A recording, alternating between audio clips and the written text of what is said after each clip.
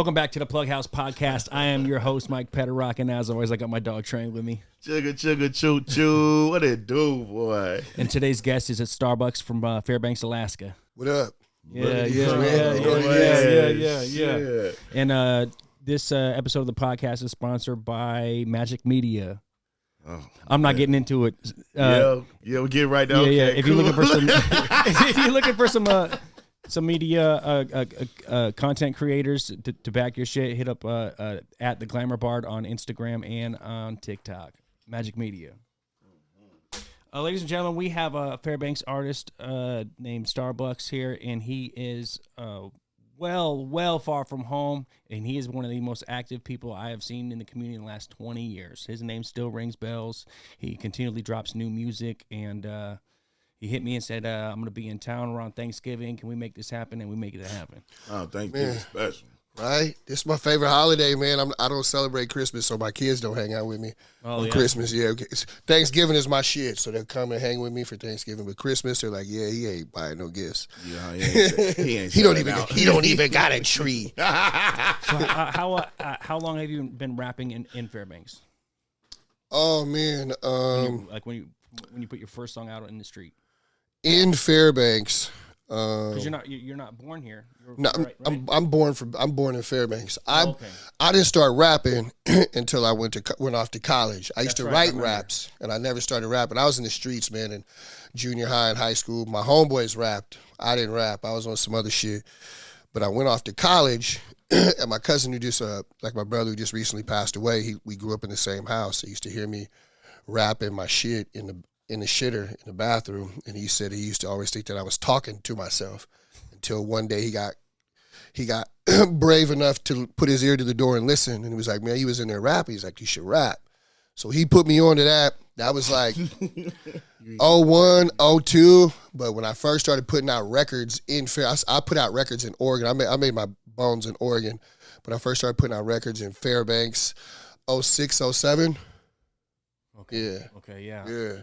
I think when MySpace was popping, you're like the second or third. MySpace. What first five artists I found in Alaska that I never met yet.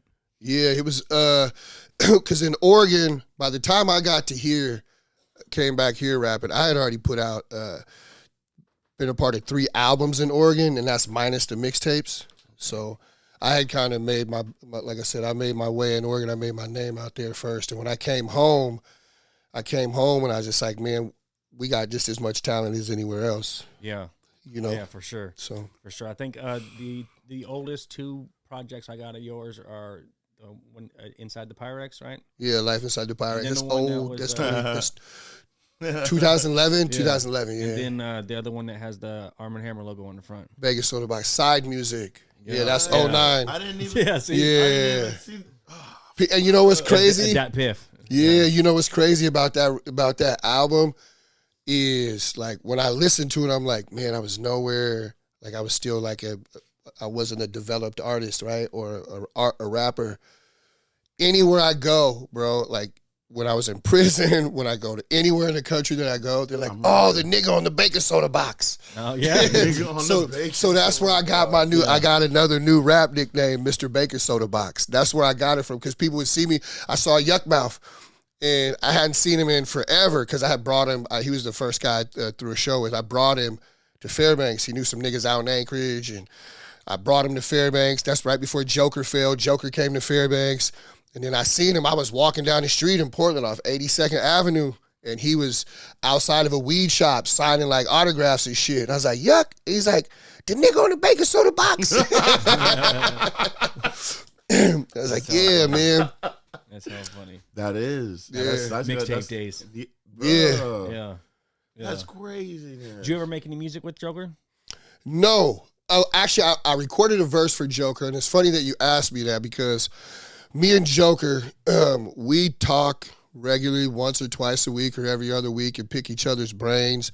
Because when I came up, man, it was him, it was Red, Josh Boots came behind a little later. So, like, those guys were the only guys I knew. I used to watch Joker shit on BET Uncut. Yeah. So for me, like, I'm like, yo, these guys are major players, you know? And so you asked that. Joker, when Joker got out, Joker pulled off He pulled off. I've never seen somebody do this shit. So I show up to the studio. I get there. Tay's there. Duck's there. Maldu Manny's there. Boots is there. He got people in a room at one time, and I know for a fact that some of them people were not fucking with each other. He got like 6 of us or 7 of us in a room. Joker has a record with all of us on it, and he never released it, and guys are going ham. I'm telling you. For real? He has a record, I'm telling you, and he's never put it out, I've only heard the record once, and it was like 3 or 4 months after we did it. Because I walked in, and it was a whole bunch of us in there. It was just artists. And I knew that some of the artists did not get along and had issues. And I was just like, man, this ain't even my city. This don't got shit to do with me. So right now. this my guy. I'm about to drop this verse and get out. But no, I reached out to Joker. I've been on him really hard for about 4 months, 6 months. I won a record with me, him, Red, and Josh Boots.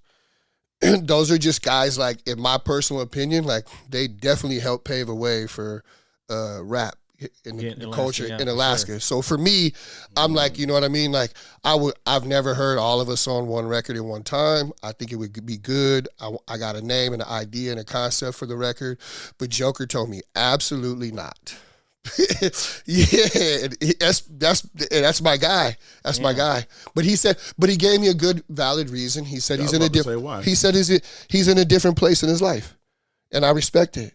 And so, you know, but I'm definitely haven't stopped trying. So then I doubled down. I talked to Slice. Slice was like, yo, come at him like this. Ask him this. So I hollered at him, and I was like, yo, why don't you let me sample one of those records or remake one of those records that on your old records that I saw on BET Uncut. And he was like, let me think about it. Slice hits me up about a week ago. He's like, yo, did you see that? And I'm like, what? But I guess from one of the young artists in town, I don't want to give his name because I know he wants to make his own way, but happens to be Joker's son. Okay, I know you're talking about. So he passed the record to his son and Busy Bone's son, I think it was. But that wasn't the record I wanted to sample. I wanted to flip. But I got it. I understood it. That's my guy, man. But I never did a record with him. I definitely trying to, man. And Boots and Red are down. They gave me the... I'd be trying to get a hold of Boots my damn self. He's a hard man to get a hold of. Yeah. Oh, difficult. Yeah. Difficult. Extra family man this time around. Man. Yeah. He's on his grown man shit. I don't do anything short of like harass those guys. Like, I'm like, yo, nigga, pick up. Yeah. I just text you. I just called you. I Facebook messaged you. Yeah, I don't know what else to do. Yeah. Do you guys songs with Duck? Yeah, me and Duck just did a record. Me and Duck are closer than people know, man. They don't know about our relationship. They don't know that it's also healthy competition. Like, we both respect one another, man, and we both like each other's music. We got a record that's lights out. It's lights out. This will be the second or third record we done together, because the last time we did a record was on my Whiskey, Weed, and Women album. That record was called Power Jug. So, Power Jug. Yeah. Yeah. Whiskey, Weed, and Women. Yeah, Whiskey, Weed, and Women. The Whiskey, Weed, and Women album. Yeah, it's got a pretty clean cover. Yeah. It's classy. Yeah. Damn. Yeah, I like it. They could be holding out. I'm underground, man. Like, I'm not. Yeah. You know, I'm not. You know what? I'm in my own lane. There you go. Yeah. Oh shit, you guaranteed not to crash. For sure. Yeah. Right. Yeah, you good. Right. That goes. So when you made the premium music video, why'd you choose to put the news segment on there? I'll tell you a funny story about the record. I was fighting for my life, man. I was looking at 20 or 30 years, and the court of public opinion from the community, from the hip hop community, from my job and my union, like, the odds were against me, and nobody knew what I knew. Nobody knew what my cousin knew or my co-defendants knew, and I made the record out of frustration, right? Because I'd run into people, and some people I'd just tell them, I'd say, you're standing on your soapbox now. I said, but when this shit is all said and done, don't be surprised if I stand on mine. And so I did the record, wasn't gonna put the record on my album because they had just drug out this. This is before the video shot. Yeah, wasn't even gonna put the record on my album. Okay. And was having a private listening session for my album. I had put it together. So this is the Black Polar Bear album. And my second oldest son says, "Where's that one?" And I said, "Which one?" He goes, "The Soapbox one." And I'm like, "Yeah, that's not making the album." He goes, "Man, you can't." He goes, "You can't not put that on the album." And I don't know why I listened to it, because he's my fucking knucklehead out of all of my kids. I don't know why I listened to him. I listened to him. I put that record on there. And when I let the people listen, the people that I took their musical opinion, I valued their opinion. They gravitate to that song. And they said, "Man, keep it on there." And then there's like, one of them was like, "Put the news snippet in the front of it." And I said, "You know what? You're right." I called Raw right away, sent him the link. He did it, and I moved it to the second song in the album because I wanted to address it, and I wanted it to get out of the way. I didn't want it to hold the album captive, right? Okay. I wanted people to listen to the album and see the music that I had written and the music I had co-produced and the artists that I had on it and how I set it up. I wanted them to be into the album. I didn't want them, but I also knew that all publicity is good publicity. So I used my legal situation to my benefit to market my album and to market my image at that particular time. Yeah, because if you look up Who's You, all this shit gonna fall with it. And and so hindsight's 2020. I went on a national tour off that album. That album is still getting streams. I'm still cashing checks.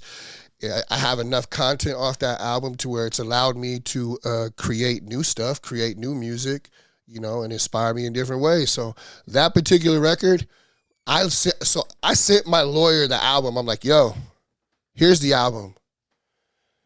You need to listen." Because he kept telling me, he's like, "Yo, you just got to be quiet. We gonna beat this, et cetera, et cetera, et cetera." So I'm being quiet, and I say, "Hey, man, fuck it. I'm taking a risk. I'm gonna intertwine my legal situation, right, and my music together, and I'm gonna market it, and I'm gonna market it in such a way to where, because that's where my other rap nickname came, Mr. Clickbait. Yeah, that's right. I became Clickbait. The troopers, listen, this is real stories, man. This is real shit. The powers that be, had bought up ad space on Facebook.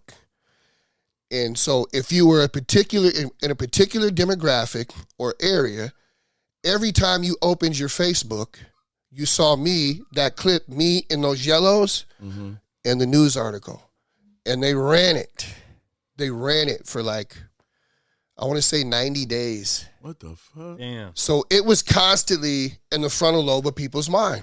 I would walk in public and people would double take me, "Oh, that's the nigga from the news." That's that's Mikey, that's you? Yeah, so like that's where it came from. And so it's a lot of backstories and shit that people don't know, but they was on me tough. They was after me. They bought up ass space. So I had a phone conversation with Voss that lasted like 3 hours, man. I talked to him, we're talking and shit. I'm just like, "Yo," we came up with a bunch of different ideas, and he had given me a really good idea. And then at the last minute, I just nixed the idea and said, "Fuck it, I'm going this route with this shit."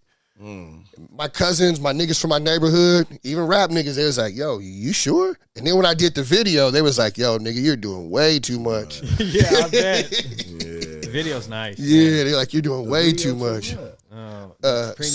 Premium is Rick Beal. Soapbox is artistic outlet. Soapbox is where I'm addressing like all my legal issues with me at the front. That's right. Okay. Yeah. I couldn't find it on YouTube. Premium's on YouTube. Premium's on YouTube. Soapbox is on YouTube. Mr. PFD is on YouTube. That's another good one too. Yeah. Mr. PFD. Yeah. I sent him your Spotify last night and like two links. I'm from Fairbanks and another joint with Bishop. Yeah. That's my guy, man. That's my bro. Shout out to Bishop Slice, man. Yeah, another legend out there. Yeah. Oh, that's the Because I watched I watched a couple videos. I didn't even look at the names, and I was like, man, let me see what this fucking shit. Who is these niggas, man? Yeah, because I don't. Yeah, like I said, different. I'm not. Yeah, and my over the last handful of years, I've been in situations to where like I had to take a back seat. I had to let everybody else do their thing. It was just in my best interest to just chill, right? And just also, like I said, I was paving a path, and I think I did a pretty decent job being in my own lane. Now out there in Fairbanks, how many places you guys really got to perform? Just That's Marlin? Well, no, the Marlin had been a staple. The Marlin just recently closed down again, but the Marlin had been a staple. But it was, you know what I would say is this: the Fairbanks hip hop scene has been very, very fortunate that there is a new guard of people. And a demographic of people that are open to the hip hop demographic in the Fairbanks area that are allowing us to do shows at their venues. Because when I grew up and when I was coming up, you didn't have that. You had to find a venue, you had to pay for the venue, you had to put the sound in there, you had to get the DJ, you had to do everything. Everything like it's like we're not doing anything. Half the time you had to lie. What are you doing? I'm throwing a party. Yeah. Because you can't. Yeah, you know, so we have several places now. It's hard to name them all, but the Marlin was one. The Big Eye had been one. There's a new place now called the Cabin. Marlin, the one with the short roof? Yeah, that's it. I like those pictures. Yeah. Man, I'm trying to think where the Marlin is. Is that on College? Yep. Okay, Right. It's on College. Yeah, that's cool. That's cool. Yeah. And you like to find the new diamonds in the dirt? Yeah. Who's your favorite? Oh, interesting. Oh, okay. Yeah. You mean like locally or regionally? Locally. There's a guy that nobody knows about, man. They really don't. Little young nigga that I ain't trying to say his name. No, his name, he goes by Cloud Boy. And he is an artist that you cannot put in a box, right? And he has his own. He's very capable of rapping and singing and alternative music. Like, he's extremely talented. I did some work with him for my new project. I also did with the. I don't even know if I should say this because I wanted it to be more of a surprise. But I follow Jay Simmons. You know what I mean? Like, I like his work. I like his talent. And I don't judge people based on their sexual preference or nothing like that. But also. I like his music, and every time his presentation is clean, his videos and. When we talking about this music, it's cool. Yeah. So I fuck with him. I like a funny story. I like Fairview Huna. I fucks with Huna. Yeah. I reached out to him, and normally I'm a face-to-face guy. Mm-hmm. And I liked the way that he moved when we were all at South by Southwest. I had seen him several times. Oh. And so I liked the way that he was moving. So I reached out to him about 2 weeks ago, but I did it through Instagram. That's the best one too. And through a third party and through Instagram. And I hit him, and I was like, yo, I'd like to do some work with you. He's like, yeah, I'm charging $200 for the verse. And then my response, I was like, yeah, I said, I definitely respect your talent and your artistry, but I'm not paying. I'm not giving you $200. Yeah, and it isn't to take away anything from him, but I don't. At the same time, I don't know if he knew it was me. Yeah. Yeah. So you know what I mean. Yeah. So it wasn't. It ain't nothing. I'm still a fan of him. I like Fairview Tree. This guy. He had the same thing go on with the older Fairview guys. When they came home and he didn't know who they were. Yeah. But they're young too. Them niggas are young, bro. They moving around. They got their own motion. It wasn't nothing serious. Very nice gentleman. Yeah. Who knows? Yeah, he was a cool little dude. Cool. Yeah. Like I said, I'm a face-to-face guy. I'm a watcher. I pay attention, and I like the way that he moved. I also like the way that Ski Team Treasy moved. Like, I watched him, Ski Team Treasy, huh? Yeah. Yeah, I think he was going by another name. Yeah, okay, I think I think he had his Ski Team Treasy now, from my understanding. That's his group. His Ski team. Okay. Yeah, so I like the way those guys move. Who else? White kid in Fairbanks, Chase. Work ethic. That's one thing that if people ever ask me pertaining to music, work ethic. He has work ethic, and he's over the handful of years he's developed. He's gotten better. He's getting better, and you know what? he sounds him like himself. You know what I mean? Like he don't sound like he's from the South or from the here or from the there. He has an original sound. He's developed, he's developing more, and he got work ethic, and he tries to do a bunch of different shit, shoot his own videos, and just a lot of different things. So I pay attention, man. God, I want to be proper when you say when you refer to someone. But anyways, there's another artist in Anchorage, and that individual, I pay close attention to them as well. And they're pretty good, and they're developing, so they're developing. Who's your top 5 Alaska artists? Oh, you said like all time or right now? All time, period. Oh, all time. Fuck, man. I said 5, so you could pick a couple that are not active anymore, and then a couple that are active. And you have to exclude yourself. If I exclude myself, I fuck with Duck. The level of what he's been able to accomplish currently right now. Yeah. I fuck with Duck, and also his work ethic. He's winning. Shout out to Duck. Yeah, fucks with all Ducks. Currently active. Slice is another one of the motherfucking artists, man. Like, you got to drag him out of the studio, dog. Like, sometimes I'm like, yo, nigga, I'm burned out, bro. Yeah, I'm burned out. And what it is he's capable of, he has a lot of capabilities, but a lot of people, he hasn't shared all the music and all the stuff yet. So I'll be excited when he finally does that. Josh Boots, just probably the most lyrically, to me, like one of the strongest lyricists that's ever come from here, right? Yeah. Just like the strong one. Like, I know when me and Boots are about to get in the. He's like, what? Yeah, I'm like, when me and Boots are about to get in the fucking box, like, I know, like, strap your shit on right now, dog. Like, come with your shit. Yeah, you know, the best you fucking got. You might as well cancel this shit. And go home. See, now I feel like somebody's gonna be left out, so it's super hard. I have to merge. I gotta merge Joker and Red together because of these aren't in order or anything. I'm just merging them together. Names. They have to be in my top 5 because of what they've done as pioneers for the state of Alaska and the hip hop culture. I'd be a liar or a flat out hater if I did not acknowledge them, or if I did. It didn't matter if I hated them motherfuckers, man. I would be an idiot and I would be stupid to not. They've done a lot for myself, right? And others. They knocked down a lot of doors, man. You know what I mean? And people, I still go places like, they know me, they be like, oh, Alaska. They be like, oh, Starbucks. Be like, oh, what's up with the Joker, the bail bondsman? Like, what's up with Alaska Red? I'm like, oh, yeah, them niggas still got motion. I was like, you know, they're still doing things. And then the last guy I have to throw in there, I have to put in there, man, is, and I hate to do this, but I have to be honest. Like, when there was a period of time where hip-hop here, a lot of niggas was in jail. I was in jail. All of UNDB was in jail. Slice was in jail.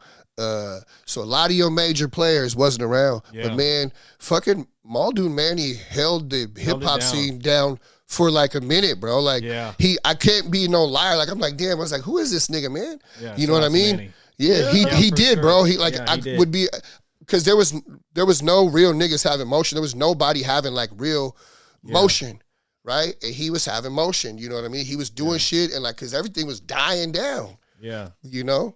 A lot of people took off the map, bro. They was at the what they call it, at the club. They was at the they was at the club. Yeah. So but he stepped up. He did.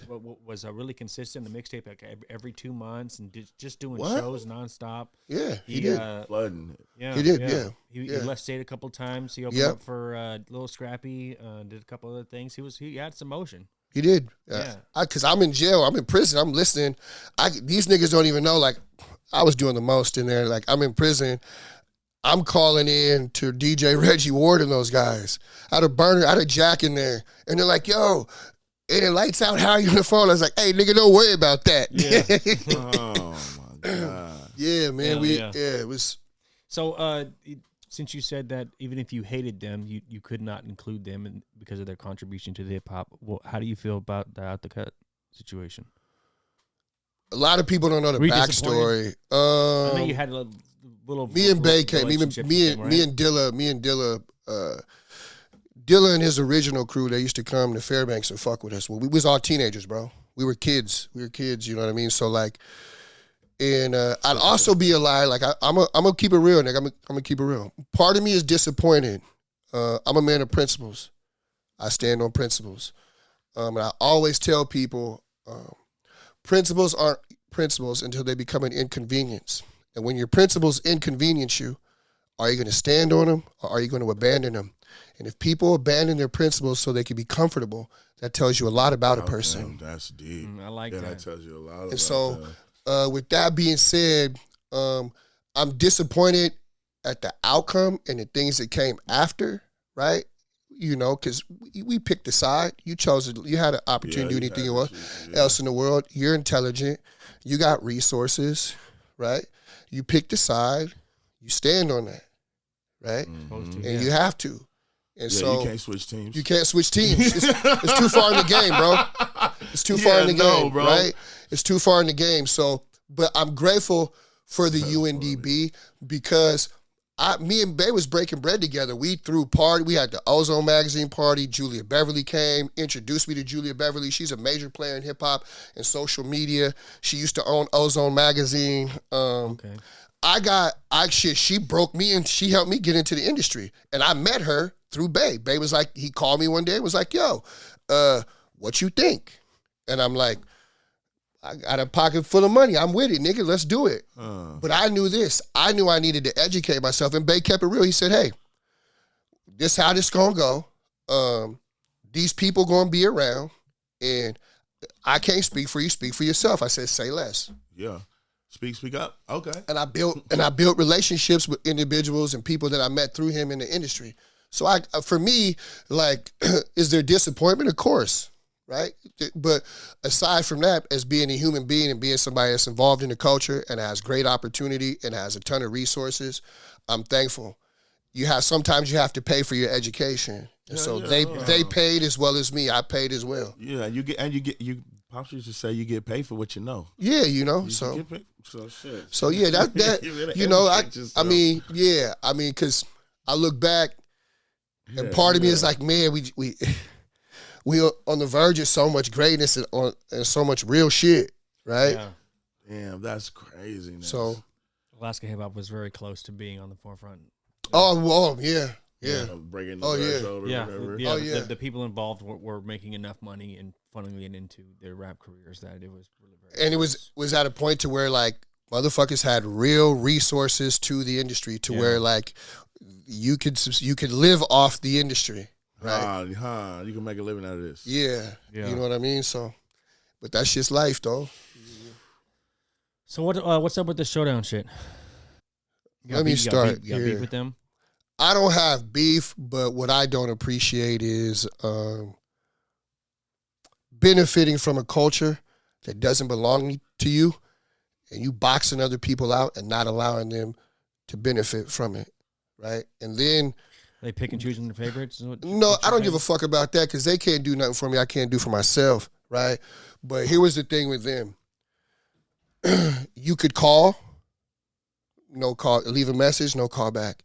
You could text, no text back. You could email, no email back. Then you try, Willowa and Showdown are separate entities. But they had they had a guard dog at Willowa, and I forgot her name. And she quite frankly, don't like hip hop, didn't like niggas, and it's safe to say that. And I'm not saying anything that's not been founded or proven. That's not known. Now let me tell you what's known. Let me make it clear.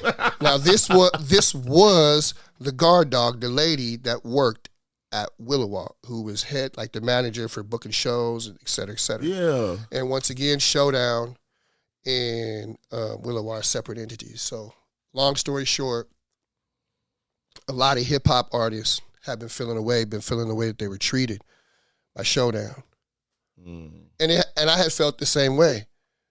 But a lot of the other artists aren't in the position that I'm in, right? So they're feeling to say anything. Yeah, like, right? Yeah. And so I reached out to them. They did not get back to me. Of course. The emails were read. Then when I got to the venue, my DJ told me, don't do what I know that you're going to do. I said, you know what? You're right. I won't.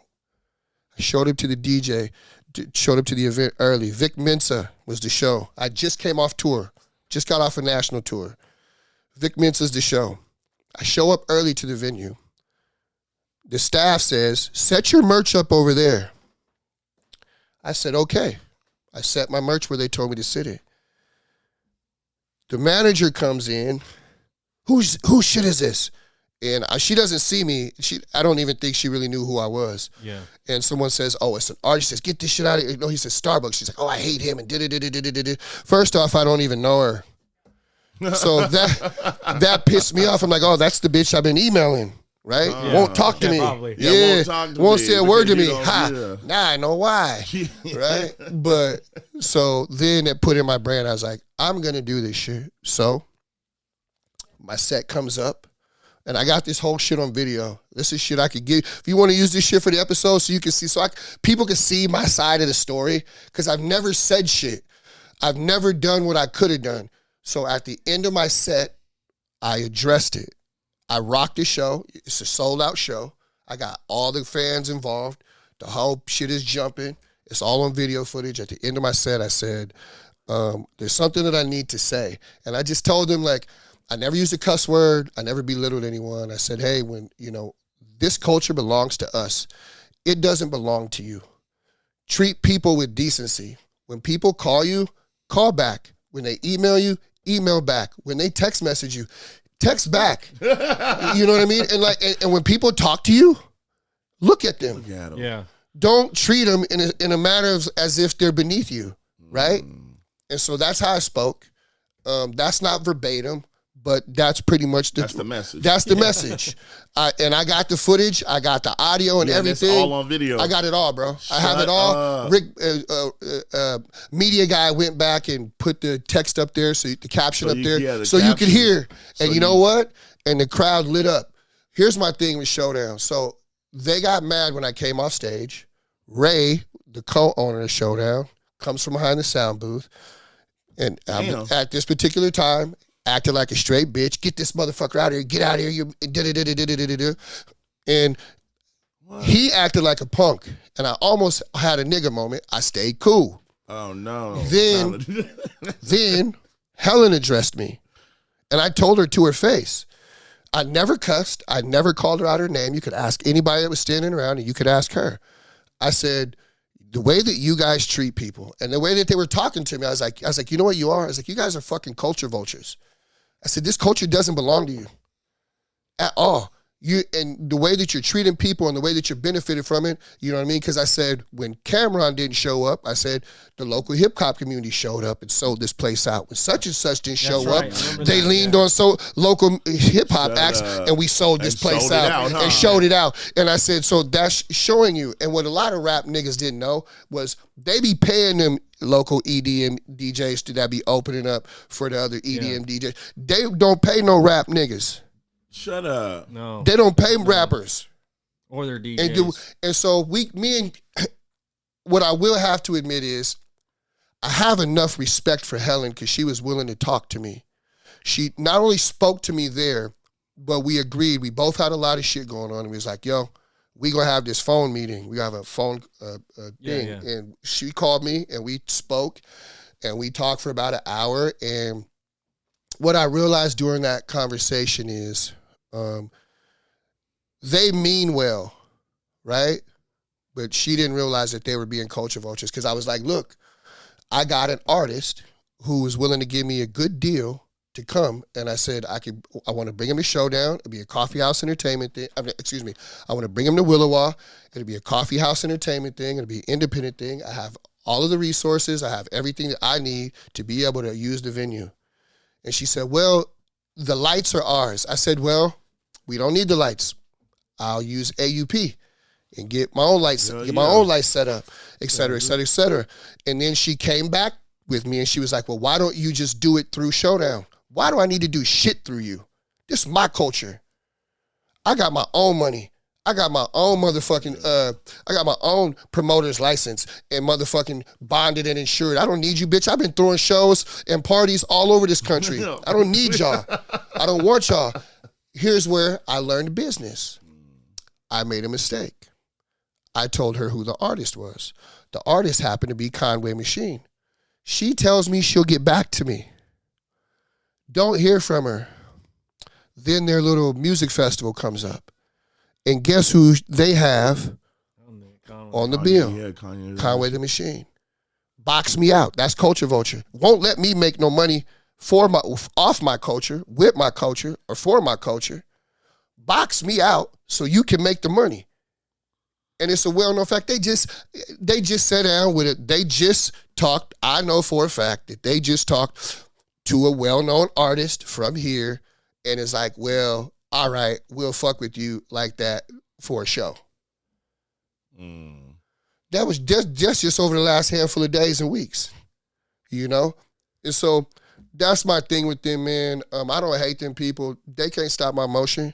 What they gonna do? Put me on stage at Willowa? Bitch, I rock Willowa before Showdown ever threw a show there. Before Showdown and when I rocked it and me and Slice rocked it, we got paid. Yeah. You feel me? We got paid to do it. So Showdown never done shit for me. And to be quite frank, Showdown never done shit for the culture. It was motherfuckers like Red. It was motherfuckers like Joker. There's motherfuckers like Bay and UNDB that was throwing these shows. Motherfuckers like Starbucks, Coffee House Entertainment. Yeah. Before, bitch, you was still in a club. We were throwing shows and buying out bottles at the fucking club afterwards. We paved the way for this culture. This our culture. It don't belong to you. You know? I can see but why you feel at the end of the day, so at the end of the day, like, I don't hate them. I stay quiet about a lot of shit. I respect what they doing. If the young niggas feel, if the young artists feel like that's a platform that they want to utilize and need to utilize, then go ahead and do it. I'm not going to knock you. But they never made Starbucks. I'm finna go on tour again. My shit is, I'm still streaming, bitch. I'm still getting shows. I'm still being paid for shows. And make sure you put this clip in there.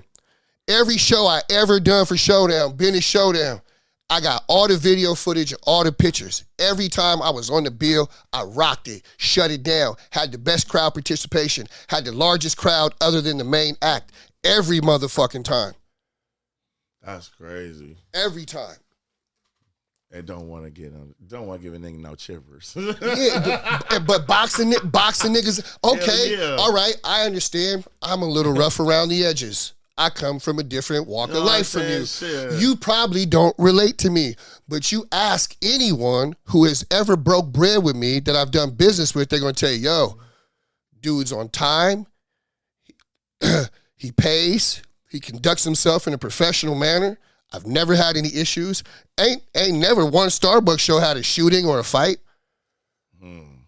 And if they want me to provide a resume, not only can I provide you a resume, but here's one thing I've been very, very proud of that I've done over the last 20 years. I visually documented almost everything. Yeah, as much as possible. I got what happened. I got it on video. Video. I'm talking about back to like the small VHS tapes to the disses. Nigga, I got it all, bro. Yeah.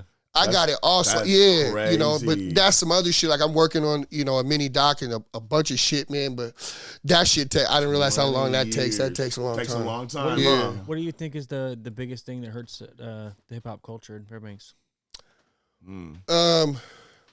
There's not more artists, because one thing I will say about my city and where I'm from, man, I'm proud of it because of the camaraderie, and I'm proud of it because it's not only camaraderie between artists and supporting one another, it's camaraderie in the community. They show up, the fans show up, the people show up, and the people that own these venues or that are running these venues are allowing us to perform.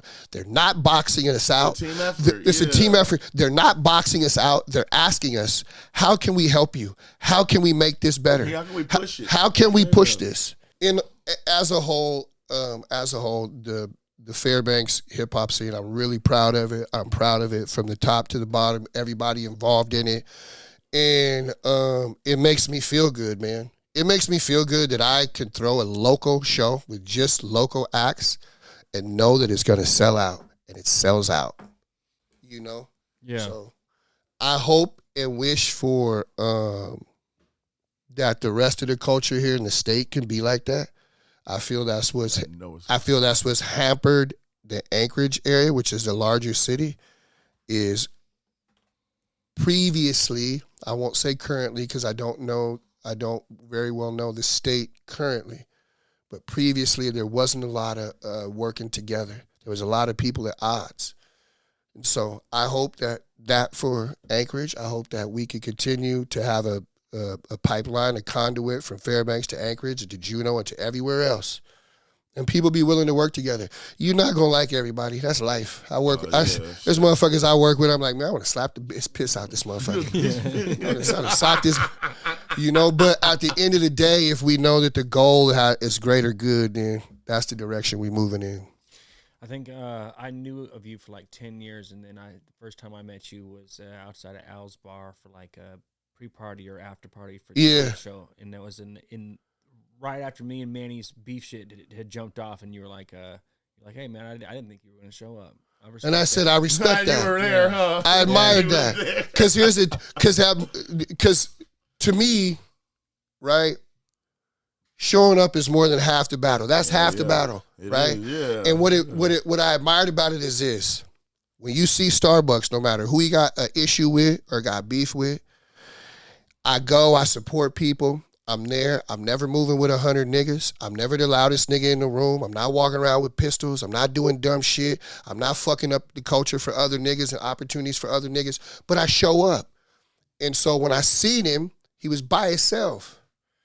And he was there. You got some niggas now, boy, them niggas won't show up to nothing. If they got they got an issue with somebody, like, yeah, I'm not going over there, but he showed up. He showed up, and that spoke volumes to me. I never forgot it. Damn, that's crazy. Yeah. I made sure, and nobody was standing around. I pulled him aside by himself. You were outside. I wasn't even inside yet. Yep. And I said, hey, man. I said, I didn't think you was going to show up. You showed up. I said, I respect that. Yeah. A lot of niggas don't show up, man. It was hot back then, I'll tell you what. Yeah. I'm not gonna act like it wasn't, but yeah. Good times though, man. Yeah, definitely. Okay, what's your favorite place to perform in Alaska? Ooh, man, that's hard.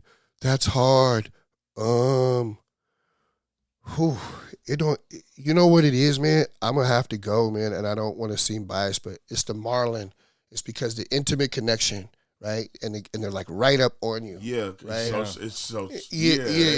like right up on you. It gives you that 8 mile. Yeah, like we in here. Yeah, exactly. yeah. Like we're in here. Everybody's in here. We're packed in this. With the low ceilings, you feel the energy. Yeah, it feels packed in. Fucking smells a little funny. Yeah. We in this bitch though. We're in here. It's a grip of motherfuckers in here. Yeah. So it's always a good time, and I always feel the energy. And motherfuckers know the words to the songs, huh? That's the shit that trips me out. So that shit accurate. Out there, huh?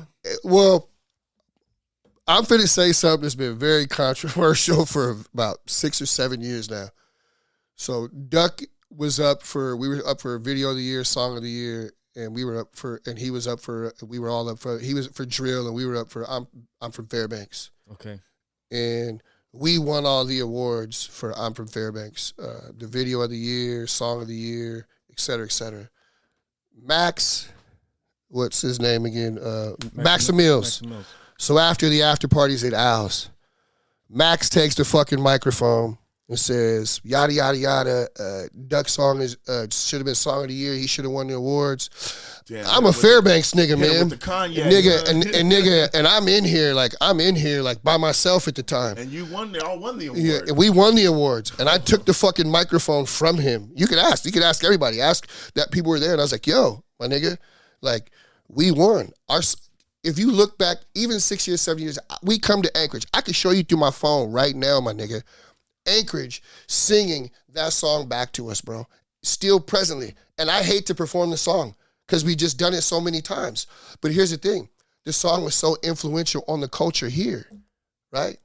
I got emails and text messages and Facebook messages about people from here in other areas listening to that song and having a connection with it and making it, man, I listen to this to make me feel back at home.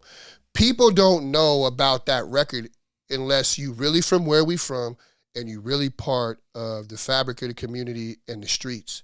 So the people that we name and the places that we name, it related to people. It touched people that really knew the backstories of these individuals that we named and these places that we named. Yeah. And then when you get to the hook is all of the stereotypes about Fairbanks. Mm-hmm. All these stereotypes about Fairbanks, we took it and we implemented it into a record. So, long story short, Drill was a great record. But if people are still playing I'm From Fairbanks right now.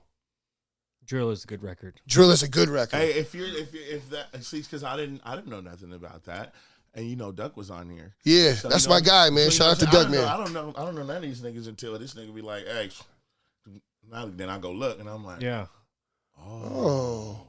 And I heard that shit when I was locked up at night in jail. Yeah, and I was like, the bitch, I'm from Fairbanks. I was like, what? Yeah, I couldn't even picture. Yeah.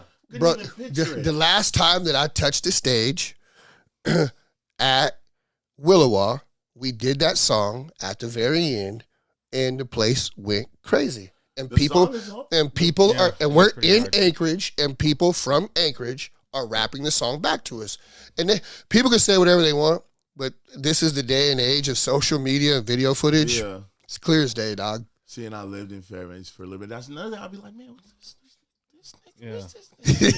I didn't know him. I knew what you call your uncle, huh? Yeah. So yeah, the motherfucking man, that's just crazy. I don't prep him with a bunch of music. I gave him some last night, and I let him. He's a personality. Yeah, and he's a new set of ears that if I can make him a fan, I can make anybody a fan. Yeah. So when we're all done here and everyone goes home, in the next week or so, he's gonna run through everything you fucking got on the internet. That's what I do. Everything. Yeah. And if it's you gonna be like, damn, cuz got a body of work. Like I got albums, I got mixtapes. You know what I mean? That's like crazy. And I mean, I got shit I wrote for other niggas that niggas don't know about. A little off topic, but did you guys see that Ice Spice got a Chia Pet? Yeah. I think I'm gonna get one of those. Those are vintage. Huh? But it's Ice Spice, so I mean it's Ice Spice Chia Pet. Yeah. I think I would only buy it if it was on her ass and you brought the ass and it got big. Oh, yeah. I'm sorry, but no, that's pretty nifty. That's cool. She definitely has she got a look. She's a beautiful woman. Yeah. Lloyd Banks also recently came out and said he's going to sell his Third Corner 3 mixtape for $100 and go the Nipsey Hussle route. How do you feel about that? Do you think he's going to get the same response he's back? Do what? Lloyd Banks says for $100 he'll sell you his new mixtape. $100 for a mixtape? Nipsey Hussle did it back a while ago with Crenshaw. I got a pair of shoes on. That was a mixtape. Yeah, but so I believe it was free online. But he said if you want it's only 1,000 hard copies or a really low number. Jay-Z pulled up and spent like $10,000 or something like that. Bought like what 100 of them or 100 of them or something like that. Majority of them. Yeah. Because he admired it. What it's called a scarcity tactic, for one, right? Yeah. Because you only have a limited number, like Jordans, when Jordan come out. Yeah. So I got a pair of Jordans on right now that are $200. Music is an art form. If you like art, I've known people to pay millions of dollars for a fucking picture that sits on the wall. Yeah. It don't rap to you. It don't say shit. It don't make you...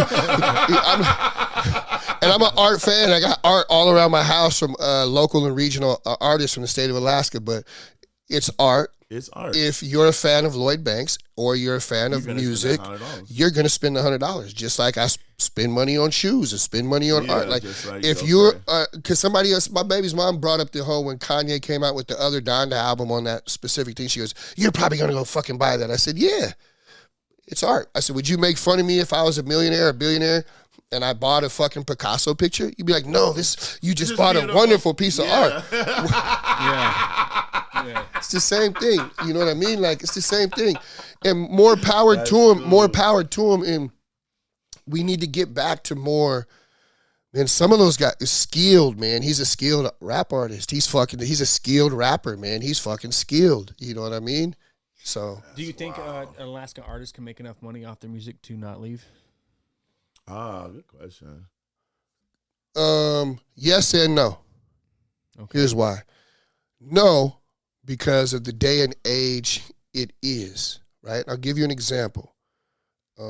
Slim Thug out of Texas was platinum, multi-platinum, and a millionaire, and he had never been outside of the state of Texas. It's essentially like his music, in a sense. He sold tons of albums and tons of stuff there because there were physical copies. Right. Physical copies. In order for an Alaska artist to accomplish that, the opportunities are slim now. You need endorsements. You need merchandise. Then you got to do numbers. I'm a numbers guy, right? Yeah. How many people are in the state of Alaska? And then how many people in the state of Alaska are hip-hop fans and into your shit? And then even if you can brand something, create merchandise that everyone is into, i.e., for example, like Nike. Don't matter if you're black, white, yellow, everyone wears Nike. Nobody's afraid to wear it. Yeah. You can make an abundance of money, but in order to do the endorsements, you got to tap into the oil corporations, the native corporations, the bigger businesses here. The niggas who control the shit. Yeah, big money, oil money, order. You got to become so marketable, right, that they're willing to give you $1 million. They're willing to give you $500,000. They're willing to give you $250,000. They're willing to let you bust jugs for $50,000, right? That's where music has come to now. Cause man, my shit be getting streamed, man. I don't know who getting my money, cause all my paperwork right. Yeah. Somebody's getting my money. I'm like, damn, man, this is like not even a penny on the dollar. So music is different, and that's what I explained to my son. My son's like, yo, who was this nigga? I was like, yo, listen, man, he was selling 5 million copies every time he dropped, 3 million copies every time he dropped. Yeah, and I said, yo, that's physical copies. It's not streams, my man. That's physical copies. So there's money in that. And I'm like, yo, man, a lot of these old rappers that you call old, that's why they control the game, control a lot of opportunity in the game now, or they sitting fat, they out of the game, and they've branched off into different type of businesses. Yeah. Because they was selling physical copies, nigga. Like they might have been getting jugged a little bit or fucked over, but they was still selling physical copies and getting a large chunk. Yeah. You know? A way bigger piece of the pie. Yeah. Who's your top 5 Fairbanks artists without including yourself? Red, Slice, Jesus, man, that's tough. There's only a handful of us, man. Yeah, I was about to. Yeah. No, it's three more. You said Slice. Yeah, it's tough, man. I hold my city to a higher standard. You don't know Tony Taylor? I do know Tony Taylor. He's a good friend, man. He's a good man. He does a lot. He's like a DJ too. Yeah, he wears many hats. But there was a I'm only going to touch on this. At one time, he wore a specific hat, and I needed it. He reached out to me as a human being and as a man and checked on me when I was at a low point in my life. So I'm very thankful for him. I have no ill will towards that man. I'm a street nigga, man. Like, I'm rough around the edges, man, but, like, he makes more pop music, and he's more of a acceptable figure, right? Less imposing figure. And so he has a lot of people are willing to work with him and do things with him. Oh, so he's got the Tarantino look. Yeah, but the difference. What was the word we used? Yeah, kick push. Yeah, but the thing with but another thing that I would say with him is I had to explain this to somebody. Said, for one, Tony Taylor is not from Alaska, and Tony Taylor is not from Fairbanks. But the amount of work that he puts in and gives back to the actual community is undeniable. He even works with kids. So for me, some people aren't as mentally mature or emotionally mature or secure in their masculinity as I am. So, like, some niggas like, he ain't from here.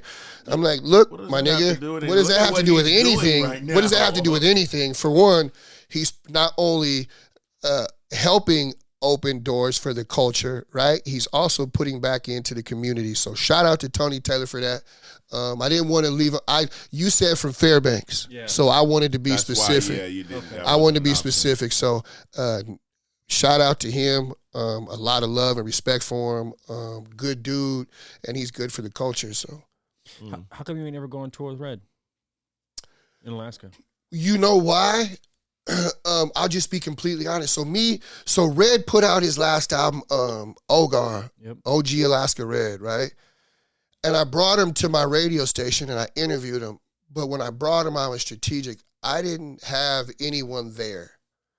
Me and Red have never had an issue with one another directly. Matter of fact, when I was a kid and I was in the streets, Red would be in the hood and he would running around with 50 below. Right, so these is backstories people don't know, right? Yeah. I'm a kid. I'm in the streets, right? I'm being a knucklehead. I'm out here, right? Red used to be like, Mikey, man, why don't you come rap? I'd be like, nigga, I'm not rapping nothing. I'm getting money, fool. I used to laugh, but he used to always reach out to me. And he was running with some older fellas from my neighborhood, some niggas from the neighborhood and some niggas from California, different things. Well, long story short, when I came back home, Red was the man, bro. When I came back from college, Red was the man. He had put the work in. He was basically the little homie that became the big homie. You know what I mean? And me coming back and being young and having these ideas and also being my own boss, I'm my own boss. You know what I mean? Like, I don't work for nobody or nothing like that, but it was never a thing like that. It was what it was initially, it was we're competitors. We're competing. We're in a small market. We're in the same city. You feel me? And Red been here, plugging away. I come back, I got these resources, I got all this energy and shit, and then I come from a different side of town from him. He's from the west side, I'm from the south side. Oh. So we from different sides of town, and we ran with different crews and people.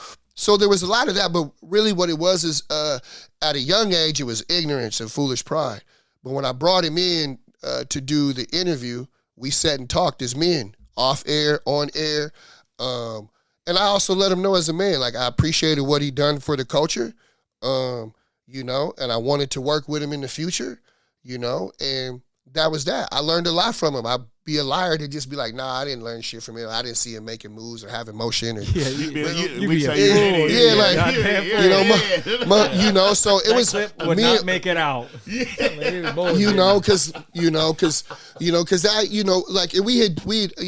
I had said things in my music to where some people caught it, most people didn't. Some people caught it.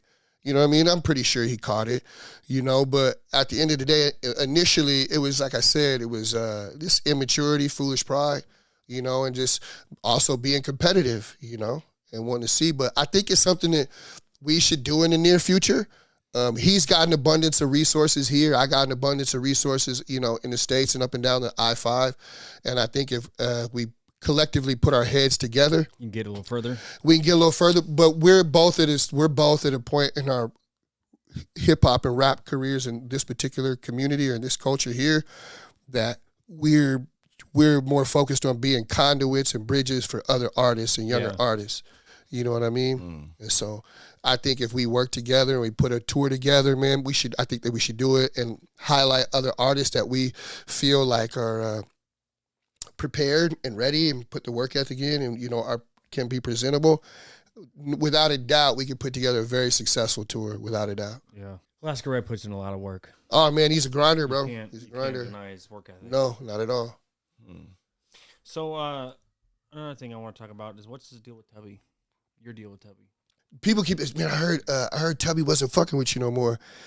Nah, I'm not fucking with him. Oh, this is a human. Yeah. When he was like, so what's up with Showdown? I'm like, yeah, who this nigga? No, they're an entity. And they're a business entity. Yeah, being some Yeah, this is an actual. So these are he's another artist. Yeah, he's another artist and he's another person. So I'll start from the beginning. I came home. When I had left home, Tubby was doing music. Red and Tubby were like the first two guys like really, really trying. Right? Okay, Other than the old heads that was above Red, Tubby and Red were the only ones really, really trying. Initially, Tubby was not accepted by the rap and hip hop community. right? People laughed at him. He was a joke, right? Okay. This is real. This is a real story. This is the real truth. He wasn't quite accepted in the culture. He dyed his hair, wore weird contacts, was all over the place. Skateboarded, looked like Eminem, wanted to be like Wu-Tang, was all over the place. And quite frank, wasn't a very good rapper, right? Okay. But when I came back home, I was in a transition phase. I was trying to get out of the streets, right? I made all of my bones in music, passing out flyers, shaking hands at shows, right? Talking to people. Footwork, the footwork, like no MySpace, no none of that shit. Yeah, before all right? You better get out there. Yeah, so I came home, and when I came home, he was like, yo, I ended up leaking with him through some Big Tim, rest his soul, man, my big homie and a producer, Tubby's big homie and producer. And he's like, y'all need to fuck with each other. I'm like, man, I'm from the side, my nigga. Like, we don't fuck with them niggas like that. You know what I mean? And to me, he's a goofy. Right? Well, Tim gets us in the studio together because I'm digging through records with Tim, and Tim's teaching me about, all the knobs and shit. I'm educating myself at this point. Because at this point, I know that I'm trying to take music to the next level, and I need to educate myself. Yeah. So I'm working with anybody that can bring me any type of knowledge, right? So long story short, me and Tubby smoke some weed, and we sit and talk. And I'm like, man, dude's an intellectual like me. And I was like, he's super smart, but we both had something that the other one needed. He knew how to use social media and market yourself on social media. Okay. Yeah, I had the credibility that he didn't have. Yeah. Right? I had credibility that he didn't have. He couldn't go where I went. He didn't know the people that I knew. Mm-hmm. The people that I knew wouldn't accept him with open arms. So that's what happened. When I teamed up with him, he's like, yo, man, like, you know what YouTube is? I was like, nah, nigga, I don't. YouTube. I'm in the streets, nigga. I'm not using YouTube. He's like, yo, you know what? He put me on the face. Like, you know what Facebook is? I was like, I don't even got a Facebook. He's like, what about Twitter? Man. He's like, what about a Twitter? He's like, have you heard of Twitter? I'm like, yo, my nigga, I don't know none of that shit. So if you go back and you look, Tubby on YouTube has a channel called Hellraiser TV. Mm-hmm. We were doing webisodes before webisodes were a thing. Go back and look. This dating back 06, 05, 06, 07. Go look. I took him everywhere with me. I took him to Oregon. I took him to Washington. I brought him to Anchorage. I introduced him to UNDB and the Raw Beatses and the Duckmans. I helped him. Let me make sure I say that right. I helped him become the Tubby that he's become today, just like he helped me become the Starbucks that I become today. People are like, yo, man, when you have content, you know how to market your shit and push your shit and like tease your shit. I learned that from him, dog. Like I was able to get to those skills through him. Yeah. Right? I'm a street nigga. I'm like, yo, don't put that on the internet. Yeah, right? Yeah. Keep that out there. But these webisodes were so fucking funny. I'm walking around Fairbanks. I haven't been home in forever, and like I'm a fucking ghost, bro. People are like, oh, hey, Starbucks. Ah, man, I'm from the YouTube videos. Yeah, from the Hellraiser TV, bro. So and all these other guys would tell you, I helped him become who the Tubby that he is today in the sense of being accepted, right? Because he was not accepted. And this is not a lie. This is facts. And I haven't said nothing negative about the man. And then to me, he helped me. He gave me, he knew, I was able to learn how to take all the contacts and all the people that I had met. I always tell people this. It's not about how many people you have in your social media. It's about who you have in your social media. I got some strong motherfuckers in my social media, but that started from the groundwork, the shaking hands, the meeting you, the this and that. And so me pulling into them. So he taught me how to use social media as a tool. I weaponized it and made it, and I molded it into what it is now, right? For myself. Yeah. Right? Made it the tool that you needed. The tool that I needed it to be. Yeah. So he, in that aspect, that's how he helped me. He said some on his podcast. He said that I called him a culture vulture. I don't think that Tubby is a culture vulture. Tubby is not someone that is a part of the culture that is financially benefited from it and not putting back into it. This is what happened. And I got the receipts for that. This is what happened. The George Floyd incident took place. At the same time, I'm dealing with my legal issue. Tubby and me encountered these dirty cops in 06, 07. So Tubby knows this story. He knows about these dirty cops. Well, one of the cops was in a forum or in a blog talking about basically justifying why, what happened to George Floyd. What Tubby did was he sends me the screenshot in my messages. And my reply back to him, because I could read this shit verbatim right out of my phone. I kept it. But my reply back with him was, yo, man, I know why you sent this to me. I said, I'm disappointed in you. I said, you sent this to me because you don't have the courage to post this on your platform. Yeah. You don't have the courage to post this on your platform. And you came to the guy that has no fear. And I said, man. You knew it was going to work. And I said, man, I'm not mad at you. I'm disappointed in you. And I said, anything that's happening to my culture, I said, I feel for it. It affects me. And I'm going to be one of the people that tries to do something to change the shit that's going on in this country. And I said, so I just felt like it was a blow tactic.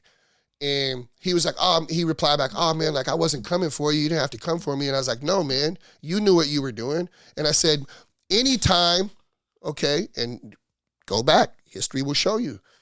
Anytime that anyone in our culture, in rap or in hip hop, because Tubby does podcasts, Tubby does all this other shit, anytime a nigga make a mistake, right, or do something silly, or have a come on nigga moment, he highlights it. He pokes fun at it.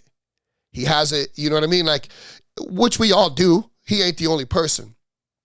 This time I wanted him, this is unfamiliar territory. It's uncomfortable, motherfucker, to have these conversations. And right now you need to have it. You want to know why you need to have it? Because the hip-hop platform, the culture accepted you, embraced you, and helped you build a platform. It is your responsibility to shed light on this shit. And he did it, and he wouldn't.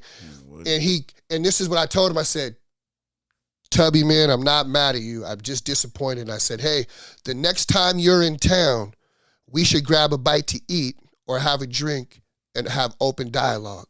And I said, if you don't holler at me, then we know what it really is. So that's what happened. I got the, like they be doing on the no jumper shit. I got the whole motherfucking inbox. I got the whole shit. You be mentioning some stuff, and I remember some old posts of yours flashed through my brain. So I know what you're talking about. Yeah. So talk about some of these things. So what happened was, he waited a handful of days. I think he thought I was gonna out him.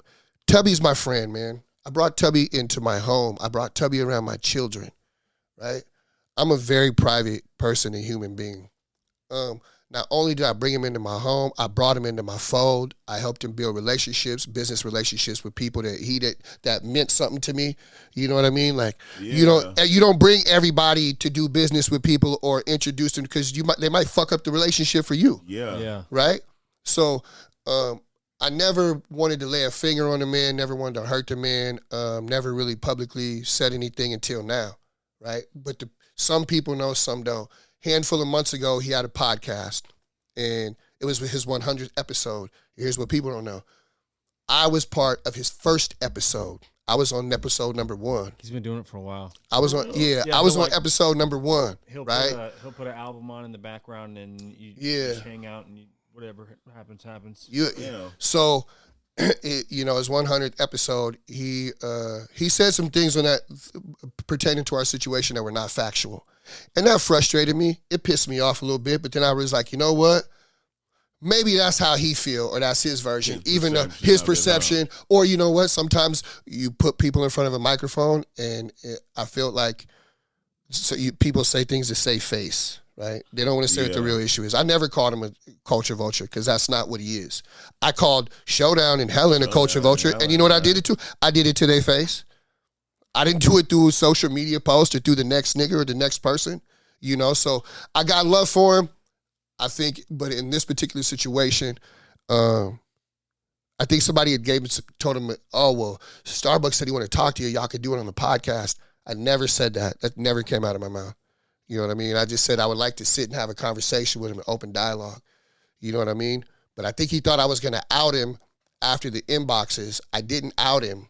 Because he know what he said. He know what he said, and then 3 or 4 days later, he began to use his platform for the greater good. And when I messaged him back, I said, "Thank you, I appreciate you."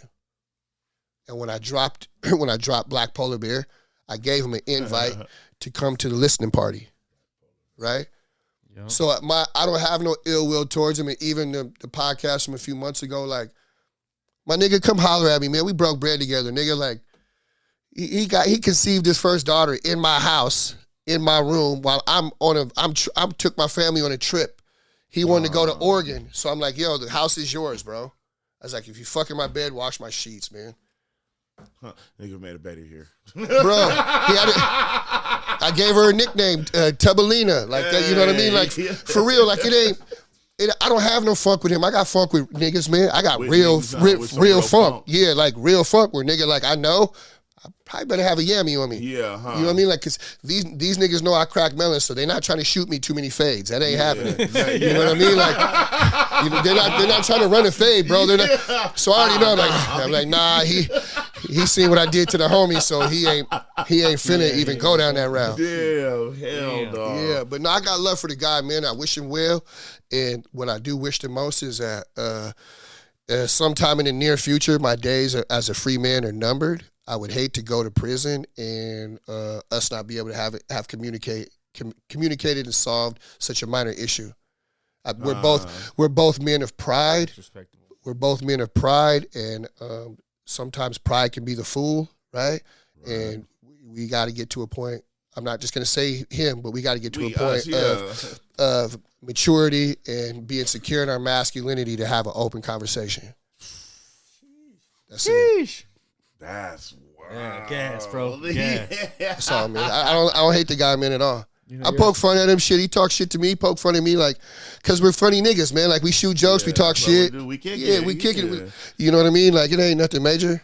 I felt like there was a long time in the hip hop community where people weren't grown enough to set their small differences aside and for the greater good. Yeah, I seen it. And sometimes I'd be like, and a couple times I seen it, I was like, yeah, well, that ain't my city. You know what I mean? Or like that ain't my place. You know what I mean? Like I told you when Joker had all those niggas in there, bro, I was like, man, he's tripping, bro. Yo, I'd pay money to see that. It was definitely legendary. It was one of those moments to where you're like, this isn't gonna happen. Because you can see when people were showing up, they were like, what's that nigga doing here? And the energy in the room would shift. It did shift. With and every then person that would go. Yeah. And then he came in because people got there before him. And then he came in, if I remember correctly, but he came in, and after that, it was all business. Guys were getting in the booth and getting after it, dog. Like, I bet. Guys were getting after it. Yeah, guys were getting after it, and then I probably, seeing all them niggas, seeing that nigga walking, be like, all right, yeah, I'm about to. Because he's the OG, like, you know what I mean? Like, he wasn't tripping off nobody. He's basically like, I brought all y'all here. That's what I'm trying to accomplish. Yep. Did you get to hear Cash Life and oh yeah, he just dropped a new video. But what I'm talking about is the beef record, the diss records that the diss stuff. Yeah, man, because I thought it was I like Cash Life. I got a couple records with Cash Life, and we shot a video, and the video never came out because the guy who shot the video, wife took all of his stuff. Long story short, video never came out. I asked him, he'll tell you right now, true story, real shit. I said, hey man, I want to do a record with you. He said, let's do a record. We did a record. I said, hey, I'm gonna bring you out to Fairbanks. I'm gonna take care of you. And he said, you sure? He brought his cousin with him. I said, come on. Came out to Fairbanks, kept him for a couple days, shot the video and shit. So I fuck with Cash Life. I thought it was, part of it was healthy, right? Part of it was healthy. I think because hip-hop is a sport. But anytime that you can get people from Alaska interested in the hip-hop culture, and that's all that they're talking about, and it's not negative in the sense of somebody being murdered or somebody being beat up or somebody being telling on people. Yeah. I think that's great, right? Because I never want to be I think the hip hop is competitive, is healthy. Sometimes you gotta let a nigga know where his place is, right? Or you gotta see if you can take the next nigga place. That's just how it is. That good, yeah, nigga. but nigga, like, or you ain't finna just talk bad about me. So I thought it was good. I thought that some of the shit the other fella was doing with the social media, yeah, with the social media shit. With that, he was kind of like, to me, he was kind of like on that. What's the nigga with the rainbow hair? Tekashi. He was on some. He was like a Tekashi fan. Internet clout thing. Yeah, we talking about when he was with there was had issue with the Puerto Rican cat, right, or Dominican, whatever he is. That's right. Yeah, Okay, yeah. Lucci. Yeah, Lucci. Yeah, so I thought it was healthy. I listened to that shit. I was laughing. Do you feel like a rap beef disc could be over, like a one and done from each artist? Yeah, I mean, yeah, but here's the thing: one of the artists got to give the KO. Man, you gotta be. Nigga, done. Listen, I don't like talking about it, but it put rappers on notice. When I put out Casket Sharp, that was a one and done. I probably shouldn't say nothing back to that nigga. Iced him, made him change his rap name, and I hate to talk about it because here's the thing. Here's what I believe in. I never want to be a part of anything that tears another black man down or destroys another minority or destroys another man. I don't want to be a part of nothing that's going to tear you down. I might not fuck with you, but I'm not going to say. I don't want to break you down. Yeah, I'm cool. And what happened with that particular record, so if you go back and you listen to the beginning of Black Polar Bear, I say they want another Casket Sharp. I'm past that part, right? I don't want to be a part of that. I'm a man. Like, that hurt me to see the backlash, right, that came towards essentially partially destroying another black man who was just trying to create and find another way. And he actually has great work ethic. He ended up changing his rap name. He still does music and stuff, you know what I mean? And he's still active in the community and the hip hop culture. But for me, like, it wasn't one and done. He said some slick shit on a record. And like I told you, I listen to everybody's shit. I pick Sundays. Sundays are my days. If there's no like I watch football, and in between football, I'll listen to all the local rap shit or watch the videos, and then I'll watch, because I'm old, I watch all my TV shows.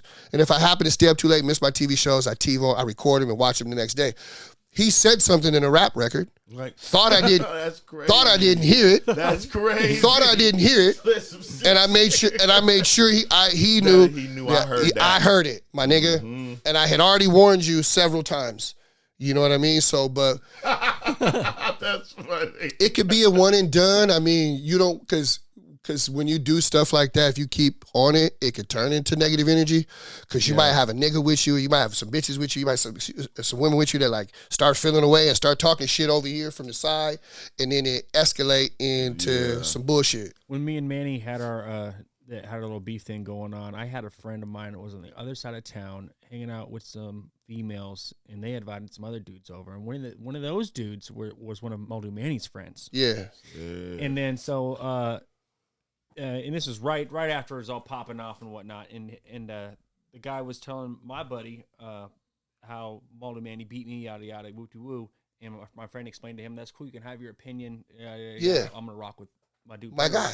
Yeah. So keep that. But the dude didn't put it away. He kept pressing it because they were drinking all night. My homeboy had to punch him in the fucking face. And that's how it happens. Left the girl's house and walked from East Side to my house on Diamond at like 3 o'clock in the morning. He was like, he showed up and said, yo, I got to tell you this story. This just happened. That's a long ass walk. Yeah. Yeah. So that's that. Yeah. So man, like, that's what I mean by it, man. But like, it's how shit could escalate. Yeah, because because some people start feeling away. Yeah. Some people start feeling away and be like, you know what, that nigga kind of got off on me. See, but I don't know. It's like when these niggas is doing these records. I mean, especially that shit. Like, nigga, you saying some shit that you don't say. You know, I mean, some of the, you don't stand on that. Like, that's not you. Are you just rapping? Are we right rapping now? right now? Because if we're rapping, I can deal with that. Yeah, but if you're talking some other shit, saying something like this, Well, we finna see. Okay. We finna see. So, you know, and yeah, I get it, man. I've been there before, and I've been in situations where I was like, man, like, I'm not even finna say nothing back to that nigga, man. Like, that's a waste of my time, because if he push a button, I slap his little ass up under a motherfucking piece of sheetrock. I'm not fucking around, dog. Like, you know what I mean? Like, and that was the thing, like, and like, you know, like, I won't get into great detail, but there's someone that, like, they know they got to see me eventually. Yeah. Right? Some niggas that know that time's coming. I'm a nigga that's standing on principles, right? And when I see you, right, I'm gonna hold you to it, man. I'm gonna hold you to it. And so, you know, it is what it is. So, but sometimes you gotta stay away from the negative energy, man, and the fucked up people, and also you gotta watch your circle, the niggas around you. Yeah, you know, I learned that too. Yeah. So you got this song with you did a song with Tay Tarantino. Yeah. And recently, Rico G came out with some his so own listen, paperwork. Once again, I come from a culture. I've been to prison. Unless you see somebody's name on paperwork, you don't say anything. Yep. So rewind back to what's in your head. I'll tell you the story. I'm in the middle of recording Black Polar Bear, and what I was doing is sometimes I get in these creative modes, and I'll buy up all the studio time. So Raw, I bought up 2 weekends worth of studio time. And the first weekend I was there, I was knocking out records. And Tay tried to come in, and I'm like, no, Raw, I'm not. We're doing fucking 12 and 14-hour days, dog. Like, we're in here. Yeah, I'm not leaving. And then when I do business and we have an agreement, I stick to it, motherfucker. You've been paid, homie. You've been paid, bro. You've been paid. Unless I say we stop and that nigga can come in here, we keep going, my nigga. But me and Raw have a great relationship, a working relationship, and he knows how I am. And so the first weekend, Tay popped up, tried to get in. I had been watching him and hearing him and been in passing, him leaving the studio, me coming in and seeing all the things that he was doing. And I'm a fan of the culture, man. Anybody that's doing something that's moving in a forward direction, like, I'm a supporter. I'm gonna post their video or like they shit. You know what I mean? Like, and so, but I was like, you know what? There's a dynamic there. Like, we probably don't fit together doing music. So that was the first weekend I thought about it. I was like, man, I should do a record with him.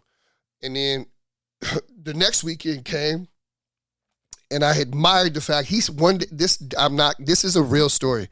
He sat outside the fucking studio in a car, writing music, waiting for his chance to come in and knock out records. And I bought up the time, and I was not leaving.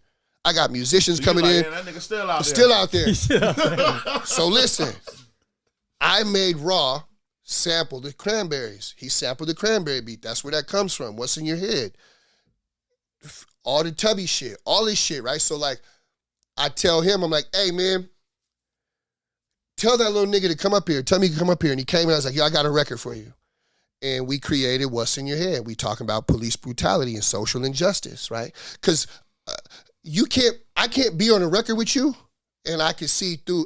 We can't be on a record together unless this concept makes sense, right? Yeah. I can't have you on a record with me talking that talk. If I don't agree with you say, well, and so what I did was I admired his work ethic and the quality of the product that he was putting out, and so I came up with a concept, and I called him in the studio, and we knocked the record out. Fast forward, George Floyd shit happens. Me and him had already shot a video. I put the video out. I'm getting emails and phone calls and people asking, can we perform it here? Can we do this? I'm starting to get all of these things, right? And the record, organically, because you go look at the videos and look at the stream, like the record, it just came out at the right time. Yeah. And it was what was going on. And then I put some money behind the record to push the record more. And right after I pushed the money behind the record, someone that I trust and I respect dearly came to me and they said, yada, yada, yada. They told me about this situation. This is without paperwork. So you know what I did? I never passed judgment on him. I never said anything to him. And I never stopped, I didn't not fuck with him. But what I did do is I had to be a man of principle. I take the word of this gentleman that told me this information, very valuable, We're on a song rapping about social injustice and police brutality. I can't push this record or promote this record because you're on this record and you're not standing on what we talking about. You talk to the police. So for me, it was a thing of principles. It killed me, bro. Like I turned down some opportunities, man. I only man. saw 2 sentences in there from that paperwork. All it said was that the police approached him to ask him if he knew who Rico G was. He said they were. I'm sorry, sir. I don't know. I'm sorry, sir. Right, he didn't say that. I don't know anything. I'm sorry, sir.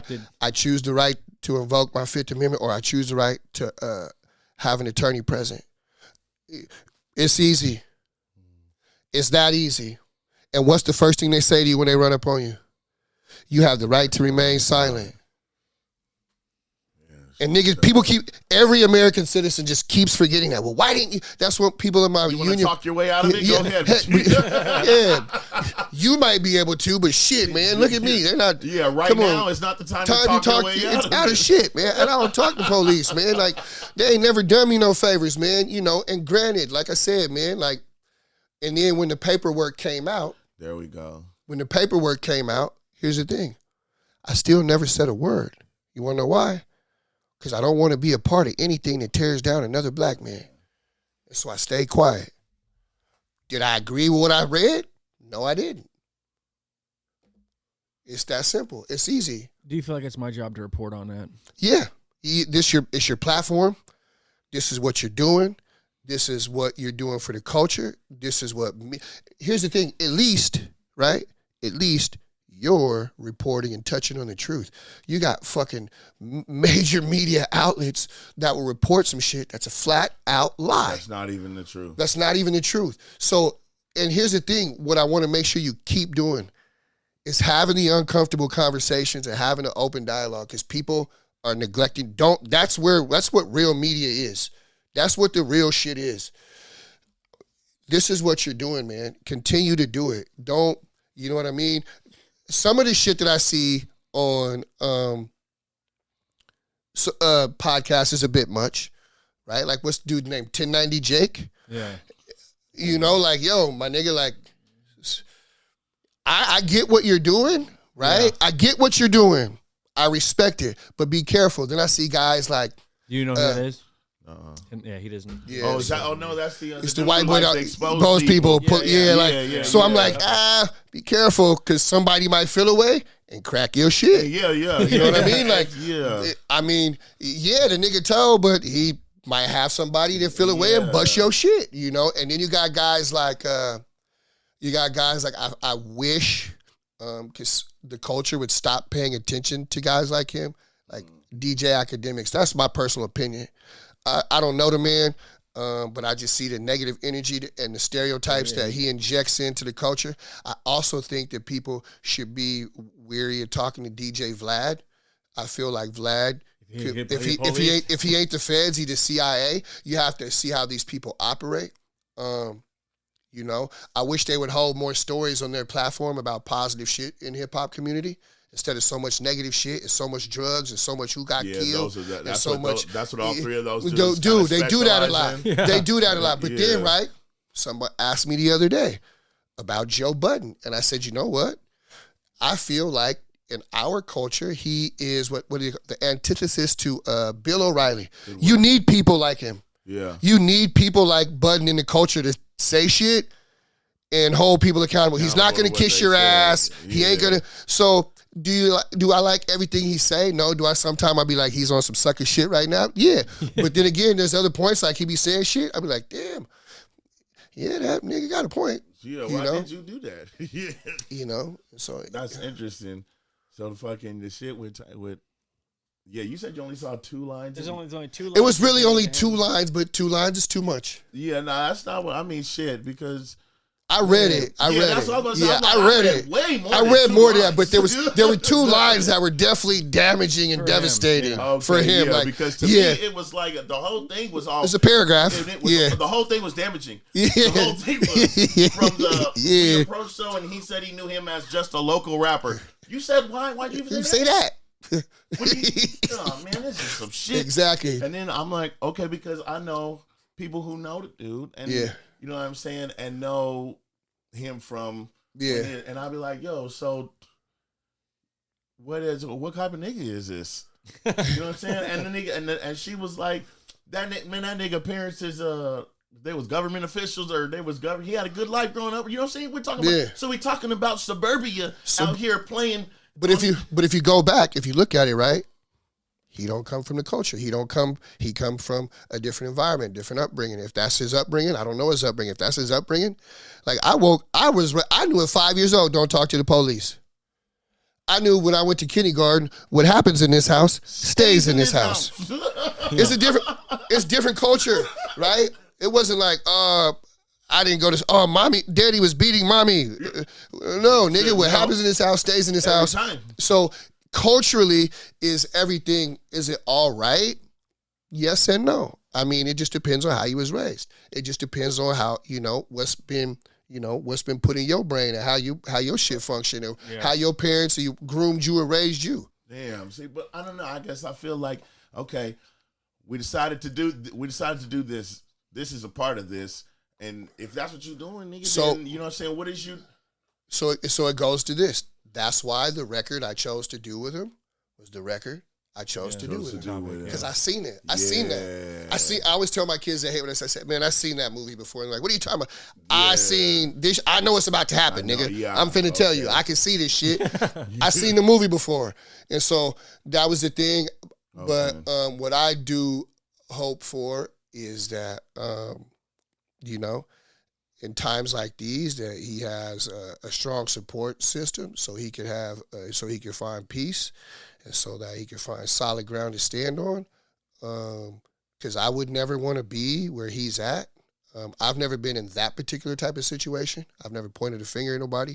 My name never landed in paperwork, but I definitely went through hard times, and I'm pretty sure he's having a hard time because social media is undefeated and it is an unfair place. It is undefeated. Yeah, straight up. And if you do not have the wherewithal, the strength, and or solid people around you, no telling what he could do to someone else or do to harm himself, because mental health is a real thing. Like, it's a real thing, man. Like, I just lost my cousin to suicide, but the internet beat me up so bad.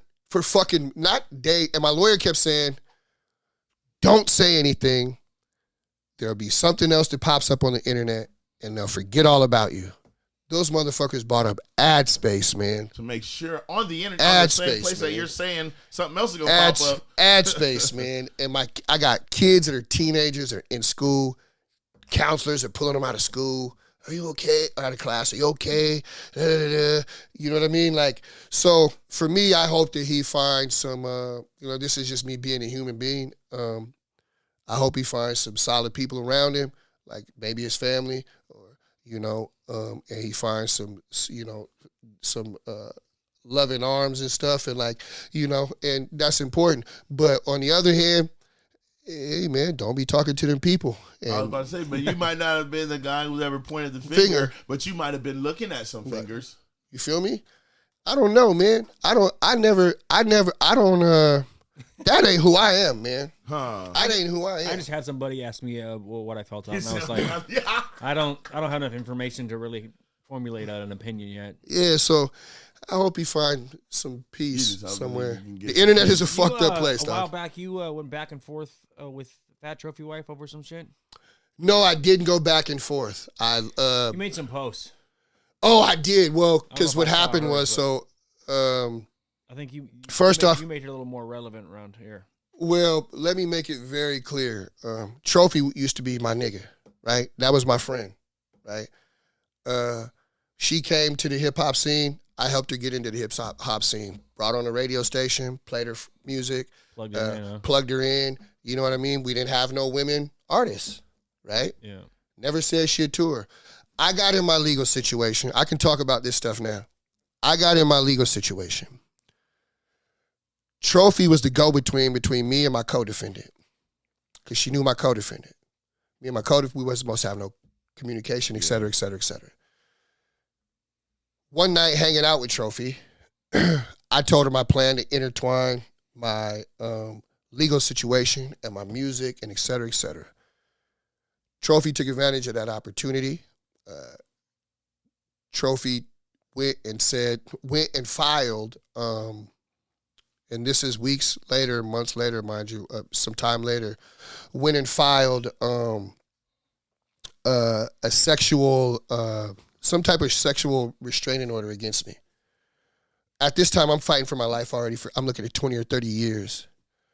And to me, at the time, I thought she was my friend, bro. So she claims that an incident happened, right? She goes to police, makes this report, takes the report, puts it all on social media, puts it all in these groups. Shut up. And the bash Mike Coffee, the bash Starbucks begins, right?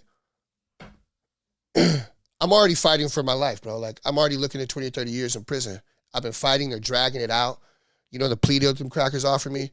They said 15 years with 5 suspended. I said, I'll see you at trial. Hell yeah. Right? I'll see you at trial. In the midst of fighting for my life, now who I am as a man, the very fabric of who I am as a man and as a human being is being also tried in the court of public opinion. And people are killing me, bro. People made fake accounts. Bitches that felt away because I didn't fuck with them no more or shit ended badly, right? Now everybody's in these groups. Everybody's saying shit. You got niggas in group chats, right? That's another thing. You got niggas. You got, bruh, listen. And a lot of these niggas don't even know that the people who genuinely knew me was like, yo, this, you know what I mean? Like, that shit crazy. Yeah, you know what I mean? So, yeah, I was down bad, bro. Like mentally and emotionally, like I'm fighting the law. You know what I mean? Like now I'm fighting the court of public opinion.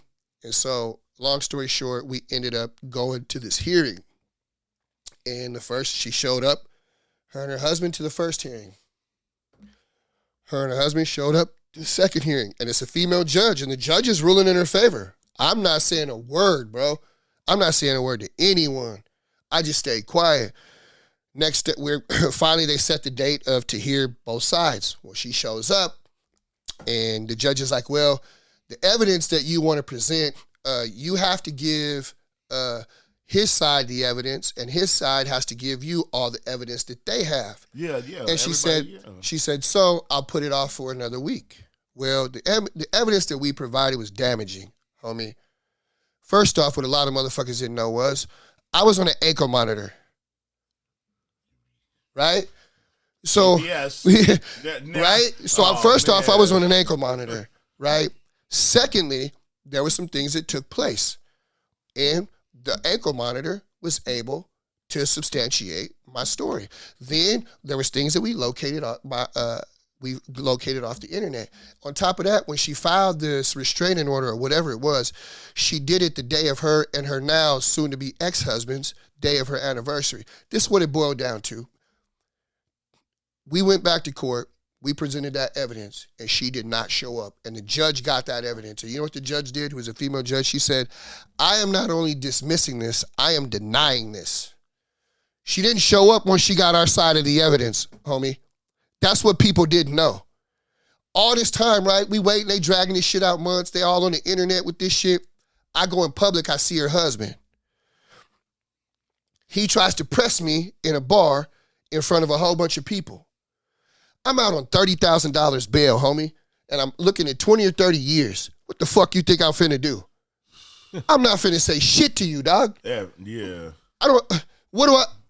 This shit is small fries. Yeah. I'm gonna be able to handle this shit. It hurts, it sucks, it makes you look bad. You know, you got bitches ganging up on you. You got niggas saying slick shit. Niggas looking at you some type of way, you know. But man, you trying to run up on me, and homie, if I hit you with one of these, I'm gonna wear your ass out. Yeah. So I stayed quiet. I did what's in my best interest. Then when I was vindicated, those are those posts that I had made. But I slept on it at night, and I woke up. You said you had to wait on it. Yeah, I woke up and I took them down because I was making her too relevant. And on top of that, when you're in a position that I'm in, and you're a black man like me, sometimes you have to take the high road. But what I did do for people, what I brought with me today, was I brought paperwork to show what she did. So she knew her jug was up. So you know what she did? She went to the state troopers and told them that I had been having communication with my co-defendant and got us both rearrested. I got the paperwork. You told. She told. What the heck? So when her jug was up, when the game was over, that's what happened. So I went to jail again they didn't take my bail money while I'm out on all this bail money. And then I got a bail out and my co-defendant got a bail out. We got a bail out again on the same charges. So violation conditions of release, unlawful contact, communicating with your co-defendant. Yeah, you said paperwork. Give us paperwork that. in my bag right now. Brought it so people can see it. Say R.H. Ray Lynn Howard. But here's another thing. That's the name of the messenger. So let me, some of my old bitches gonna be mad and some people gonna feel away. But look, this is what fucked me up, right? So there was other niggas that had fucked with the bitch, right? She sucking they dick, fucking on them, whatever. Couple of the niggas I understood, they had families, they had women, right? Couple of the other niggas, it was out of, they didn't want to be embarrassed. I'm here to tell you, the bitch was sucking dick for cream of the crop sweaters, bro. Shut up. The bitch was, bro, I hate to be like this because I don't want to be one of them niggas, but like, this is what, but bro, like. This is what we're talking about This is what was happening. This is what was really happening. And here was the thing though. What was the fucked up thing though. Other niggas stood by and let me be the sacrificial lamb and never came to my rescue and never said nothing. Hell They didn't say shit. Knowing that this is like this. One of my white homies came to me, right? Not gonna mention his name, but he came to me, he did some stand-up shit. He was like, yo, bitch came at me funny. And I want to tell you that I understand and I feel for you and you know what I mean? Like he was like, I believe you. He empathized. He was like, man, and I believe you. Yada, yada, yada. There was other niggas that was like, man, I'm not saying shit. I'm like, man, for real? Like, you just gonna let a nigga get fried like this? So I didn't hate nobody. Like, you know what I mean? Like, I didn't hate nobody, but I learned. I kept during that time period. That's why I told you. During that time period, I prayed for knowledge, wisdom, and understanding. And sometimes they tell you be careful what you pray for. Yeah. And I had to be careful because all of the knowledge that I was gaining about people that really weren't my friends, right, and really wasn't my real family, and really didn't mean well for me. And then all of the wisdom I was gaining, it all showed. What to do? Yeah, it all showed, bro. It was hurtful. And that nigga Tony Taylor reached out to me, man. He was like, "Yo, man, I'm just tapping in with you. I'm just checking on you, making sure you okay." How you doing? Not can I get? Not hey, come do this. Just hey, man, I know you got some shit going on in your life. That was another thing. That was another point with the whole Tubby shit. Like I knew they was in group chats talking shit, but right, I'm supposed to be your mans, bro. Yeah. You didn't even pick up a phone, my nigga, and be like, "How you doing, my nigga? Are you okay?" Pride. That's like crazy. So for me, it changed a lot of things. I didn't say much, but I can tell you this. When I have records come out or when I do, I'm going to be ruthless. Like, I don't care. At a certain point, I'm at a point where, like, I took the high road for a very long time. Pride and principles. I took the high road for a very, but you know what? I'm not going to put my hands on anybody. I'm not going to go on a fucking long-ass campaign bashing anybody. When I address it, like addressed it here, like or if I address it in a record, that's it. Then that's it. I'm done talking. I'm done talking about it. She know what it is. You know what I mean? But like, hey man, like shit was fucked up, bro. And I learned. I was thinking to myself, and then when I was vindicated of everything, right? I had a couple moments of I want to call them clarity, but I don't know if they're clarity. So I came across a couple different people that I was reading that were commenting in those groups and on those things. And let me make sure everyone knows. I want to look at which is the best camera. This one's for you. I read and looked at every one of those posts and every one of those likes from the alleged robbery case and all the Fairbanks TVF and all KTVF from the alleged shit that she posted and all them little groups you motherfuckers was in. I read every fucking comment. I screenshotted everyone. And you know what I did? It took a couple weeks to compartmentalize. I took that shit and I loaded up on the jet fuel. And if you just so happen to get torched in a record or in an interview, deal with it. Yeah, because what's said is said. I saw what you said. I see motherfuckers. It's my turn to speak. I was like, it's like, yo, I was just with this bitch yesterday, bro. That's like, what what the That's what it is. Her too. Yeah. It's time to talk. This nigga ran across the bar to dap me up. And, shut up. Oh, what's up with you? Hey, how you doing? Nigga, I'm in the middle of a meal. Whatever. Come on, man. And I stayed up. I read them. I screenshot them. I saved them, and I read it, and I made sure I felt every painful thing, and I made sure I took notes on anyone that ever said anything. And if you land in my music as a punchline, or if you land as a joke, or if you land on something that's a social media platform, deal with it. Yeah, you earn that. That's so crazy because it's so small up there. I was getting cooked. I bet. I was getting cooked, bro. And I was just, and the thing that was the fucked up shit was like the niggas that knew the backstories or like had dealt with the bitch or had involvement with, they just didn't say nothing. And she went on a whole campaign, she went on a whole campaign, and then. The little shit that happened on the airplane with her. I had people on the plane, and they was like, yo, man, that bitch blew it out of proportion, but this is who she is. That's what she wanted. I gave her little 15 minutes of fame, but look, no one stopped streaming the album. I never stopped getting shows. I never stopped getting appreciated for my music or my contribution. You didn't stop my money. Yeah. You know what I mean? Like, you didn't, bitch, I still got motion. Yeah. You know? That's wild. You know, and here's the thing, like, because I don't want to get too far into stuff, but there's things that I say in, like I got a new music video coming out soon. And there's things I say in the record where like to some they're appalling, but to, like it's just real. Like I'm being real, like I'm being honest. People are like, yo, my nigga listened to the record. He's like, yo, you just said that. It's like, yeah, nigga, because that's the truth. Right? If you want to know the true authenticity of who I am as a human being, as a man, like dig through some of my records and then go back. And I say shit sometimes that go over people's head and people miss it.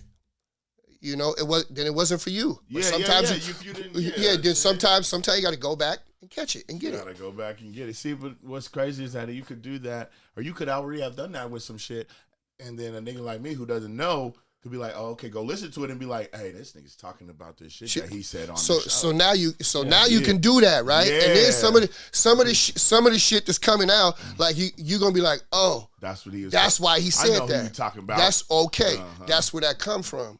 You know what I mean? So yeah, I said on a lot of shit, man. I stayed quiet, dog. I like when you put your music videos together. You like to put a lot of Alaska in it.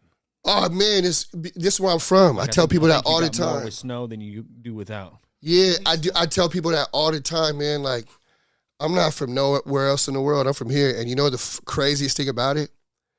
I can go in any place in the world, and as soon as I say I'm from Alaska, it's an icebreaker. Yeah. Oh, really? Right? Wait, what? Wait, what, dude? What? Yeah. No way. I'm like, they got black people in Alaska. Yeah, and I'm like, whichever way it goes. It's a great, and I definitely use it as a tool, and that's why I bought the chain, right? Please, yeah. And so when I was traveling on this tour and going to all these places, people see my chain, be like, yo, you from Alaska? And I'd be like, yeah. Getting contacts like that. Yeah, right up. Building relationships like that. That's crazy. So you from what we've gathered, you've been on this scene for a long time. So that means you've seen the whole thing with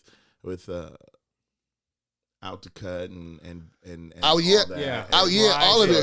You know, all of that. Yeah. So the tough question, because you and Bay are cool. We was cool. Oh. Yeah. We were cool. Times have changed. I don't have no ill will towards him, but once again, like I said, I'm a man of principles. I'm gonna stand on mine. Fair enough. You know, when this airs, you know what I mean? Like I will have already taken my plea deal. I'm going to prison. Yeah. You know what I mean? But I'm standing on principles. No one will ever be able to tell you they see my name, Michael R. Coffey Jr. in any paperwork. They can never tell you I pointed the finger. You know what I mean? And I have a lot to lose, man. I have a lot to lose.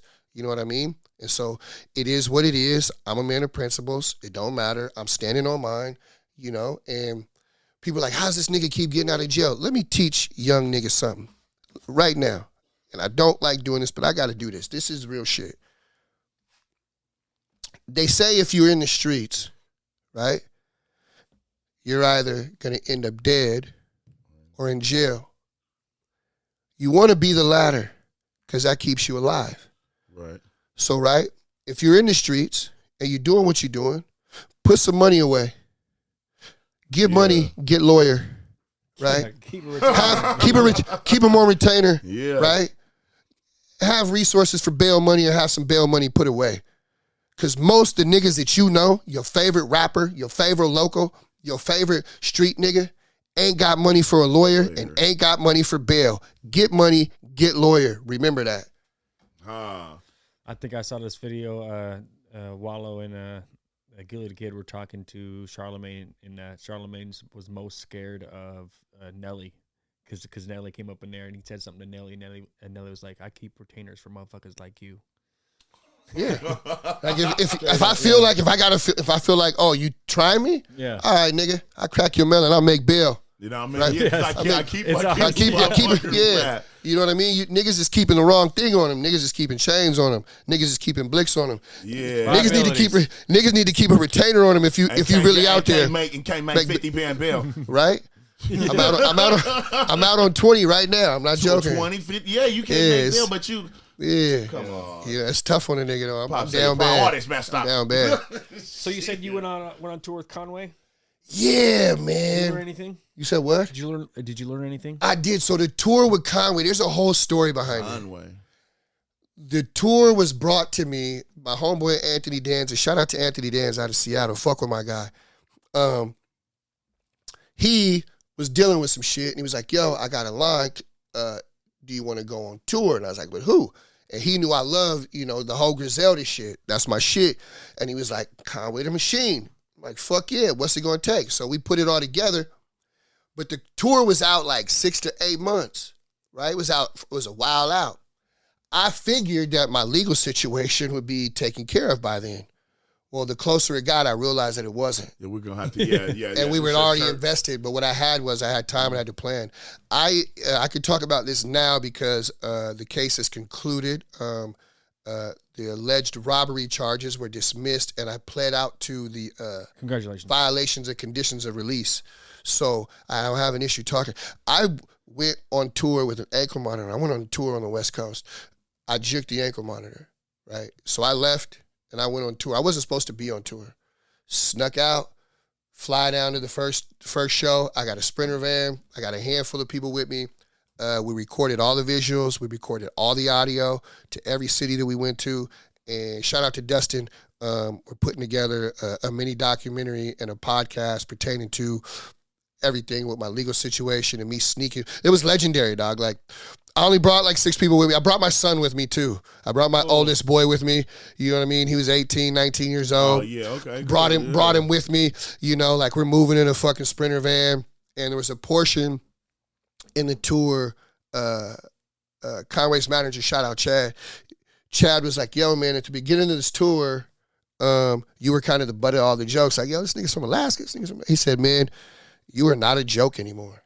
Hell yeah. He's like, it is not a joke. You know what I mean? So I got guys that I met on that tour that are on the new project. Shout out Skeeter Heist, man. He gave me jewels. He dropped jewels on me when we was on tour. You know what I mean? So like it was wild. So it was Conway's Love Will Get You Killed tour. And we went and we was up the West Coast and we was in 5 cities in 7 days or 5 cities in 6 days. I can't quite remember. And we were moving. Get off the stage. Yeah, we got to go because we got another city to be in. Yeah, and we was pulling up. We was moving so nice, like all facts, right? We moving so nice in the Sprinter van and shit. And everybody looking fresh and we just always on time. Every time we pulled up, we beat some of the main artists to the venue, and they was giving us their parking spots and shit because we was in a Sprinter van. They was giving us extra fucking access to shit. So we moved right. we moved right, but that was definitely legendary. And during that process, Benny's BSF, Benny was about to go on a tour, and I wanted to go on that tour. And they asked, like, yo, do you know anyone that could be on that tour? And I was like, yo, man, Duckman. I was like, yo, I didn't want to put nobody else. No one else could move like that, you know, because I had set a level of standard of how to move, how we conduct ourselves, and how we do music, and so on and so forth. I just couldn't pass it off to anybody. So, but Duck ended up knowing some people that was tied into Benny, and, you know, and Duck has created his own relationship with, you know, Benny and Benny's people. But, like, a lot of people don't know because I couldn't use social media. So the whole time I'm on this tour, we're doing all this cool shit. Yeah. You better not.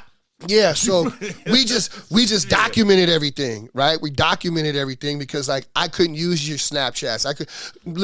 I went to Seattle, one of Seattle's biggest artists, and his name is Ill Chris, Asian American cat. What's the dude from Chicago that passed away, overdosed? That was a good rapper. Juice WRLD. Juice WRLD's homie. He's like, yo, I showed up to the fucking show. I'm in Seattle. I'm in a throwback Griffey jersey, throwback Griffey shoes, and a fucking Mariners hat. He's like, yo, man, I didn't even know who he was. My homeboy Anthony Danza hadn't even showed. He was like, yo, man, I know you're not from here, but I appreciate you repping. You know, we end up talking and chopping it up. This motherfucker's got motion, dog. He took a picture of me and tried to tag me in it, right? Because we took a picture together and tried to tag me in it. And, like, I took the settings off. Because at the very first show, we hadn't even been there 8 hours. Someone seen me, took a picture, tagged me in it, and I didn't know. And my BM hits me and is like, yo, somebody tags you in the picture. I'm like, yo, man, because, you know, I'm not that, I don't know how to do all that technical shit inside the So we had to go, I had to take it down. So, yeah, I missed some opportunities, but the knowledge and the resources and the wealth of the information I gained are priceless, and the relationships I built are priceless. Yeah, I was about to say you might have missed some opportunities, but you gained some relationships. Oh, man, so for real. As long as you have the relationship, the opportunity will come back. And every time I pop up somewhere, the last time, you know, Skeeter Heisman seen me, I was in Houston, Texas for Trade Day. And we had all access. We was moving around. And I looked up and I was like, oh, he was like, what's up, my nigga? And I said, what's good with you? He said, man, you everywhere you supposed to be. And I said, you know what? You right. Yeah. Yeah. Is there one thing you wish you knew about going on tour before you went that you learned quick and fast? Yeah, don't take no shit, man, from none of the promoters or none of the motherfuckers who put this show together. No, what I learned is you bring good people with you, right?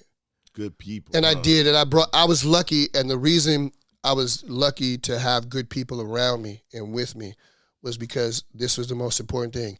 I had time to plan and prepare. And if you plan and prepare, you got a shot. You got a shot. And so the plan was meticulous. I hand chose the people. The way that everything was executed, I was fortunate. I learned. So I was asked recently to go on a tour, and I was like, that is not enough time. To prepare. Because shit goes wrong, dog. Shit goes wrong. Yeah. And if you have too many niggas with you, niggas got their own agendas. And own stuff going on. Right? So the more people you got, the more problems. More problems. So limit the people that you bring with. Plan and prepare. Limit the people that you bring with you. Then the individuals that you bring with you. Make sure that they have a purpose with you. I had an audio guy, I had a video guy. You know what I mean? Merch, right? Somebody here that's gonna do something, contribute. We gonna move, and we all knew what the plan was. It was a team. It was a team effort. So it wasn't just pulled off by myself, but there were certain individuals and people that were there because they stand the game from it too. If they do their part right. Yeah. You're right. I was gonna say something, but I skipped that part. I'm not gonna say that, but yeah, you right. You right. So when I Googled your name, obviously Starbucks. At first, I couldn't find nothing, even with the correct spelling. Yeah. So then I type in Alaska, and then I type in Alaska rapper, and then I could find you. Damn, for real? Now, for how many years I've known you be Starbucks, why would you still fight the battle? as for being who I am. Being for still going to the name Starbucks. Well, that's because who I am, and you have to understand how social media works and big corporate companies work. Yeah. You know, and then also this particular type of artist I am. I don't put a lot of I'm not content heavy. When my content comes out, there's a reason, there's a time, there's a place, right? I'm not constantly posting shit. I'm not constantly, you know what I mean? To create those webs, right? Those spider webs on the web, you got to be doing but I do a bunch of shit, right? And so the rap name, S for the streets, T for trendsetter, A for the R that a nigga bring with him, and I'm Bucks, right? Because I get to money, bro. Like, I was being called Starbucks back in 2001. Shout out again, Anthony Danza gave me that name. He's like, man, you're always on every street corner doing something. He's like, you're like a Starbucks. And you pop up everywhere. You're everywhere. And still to this day, bro, I'm everywhere, my nigga. Like, you know what I mean? So it's a uphill battle, but it's part of who I am, and that's why I got all the new but a lot of people lately been calling me the Black Polar Bear or the Mayor, I like that, or Mr. Bacon Soda Box. Like, that's probably those ones been sticking. Those ones been sticking. My niggas that I used to get money with her from my neighborhood, they call me Mr. PFD or Love Me Like the PFD. That's a you know what I mean? So like I got a bunch of names, but like I started with Starbucks, and so I'm gonna keep it until the motherfuckers press me, because you can't fight money like that. So you know, I want to know something. Do you feel like if somebody's rapping, they should be rapping about their personal experiences, or are they cool to tell another story? Well, see, I had to learn that, right? I had to learn that because I feel like music for me is therapeutic. So I write a lot about my personal life and things that I've encountered throughout my personal life. But on my last album, I wrote a story based off someone close to me, next to me. It's called War and Love. Love and War, yeah. And I seen it, and they expressed what it did to them and how they felt, right? And so I drew inspiration from their story, and I wrote about it. There's that man-woman video you got, right? Yeah. Yeah, I know what you're talking about. So, and I left this, because people were like, you got to put a third verse, you got to like complete it. And I left it the way that I left it because I felt like if I would have put any more detail into it, it would have been easy to see where I gained the inspiration from. And I never wanted that record to affect the people involved. So, but no, you can draw inspiration from people. Don't tell another nigga story in the sense of like, like I was out here doing this. Yeah, that's what I'm saying. Yeah, that right there. No, that's what I'm talking man, about. That right there, not inspiration. It's if you're gonna draw, you can draw inspiration from another human being. You know what I mean? But boy, I'm not finna get up. Boy, yeah, I'm not finna. That's just my personal belief. Like, man, don't do that. You be creative, but don't steal. That's stealing. That's stealing another nigga's story. That's stealing. Okay. So after I Googled your name and whatnot, and I found a little bit of music. Google also provided a couple of recent questions about Fairbanks, and I figured I'd ask you too. Is Fairbanks, Alaska a good place to live? Yeah, if you're not me.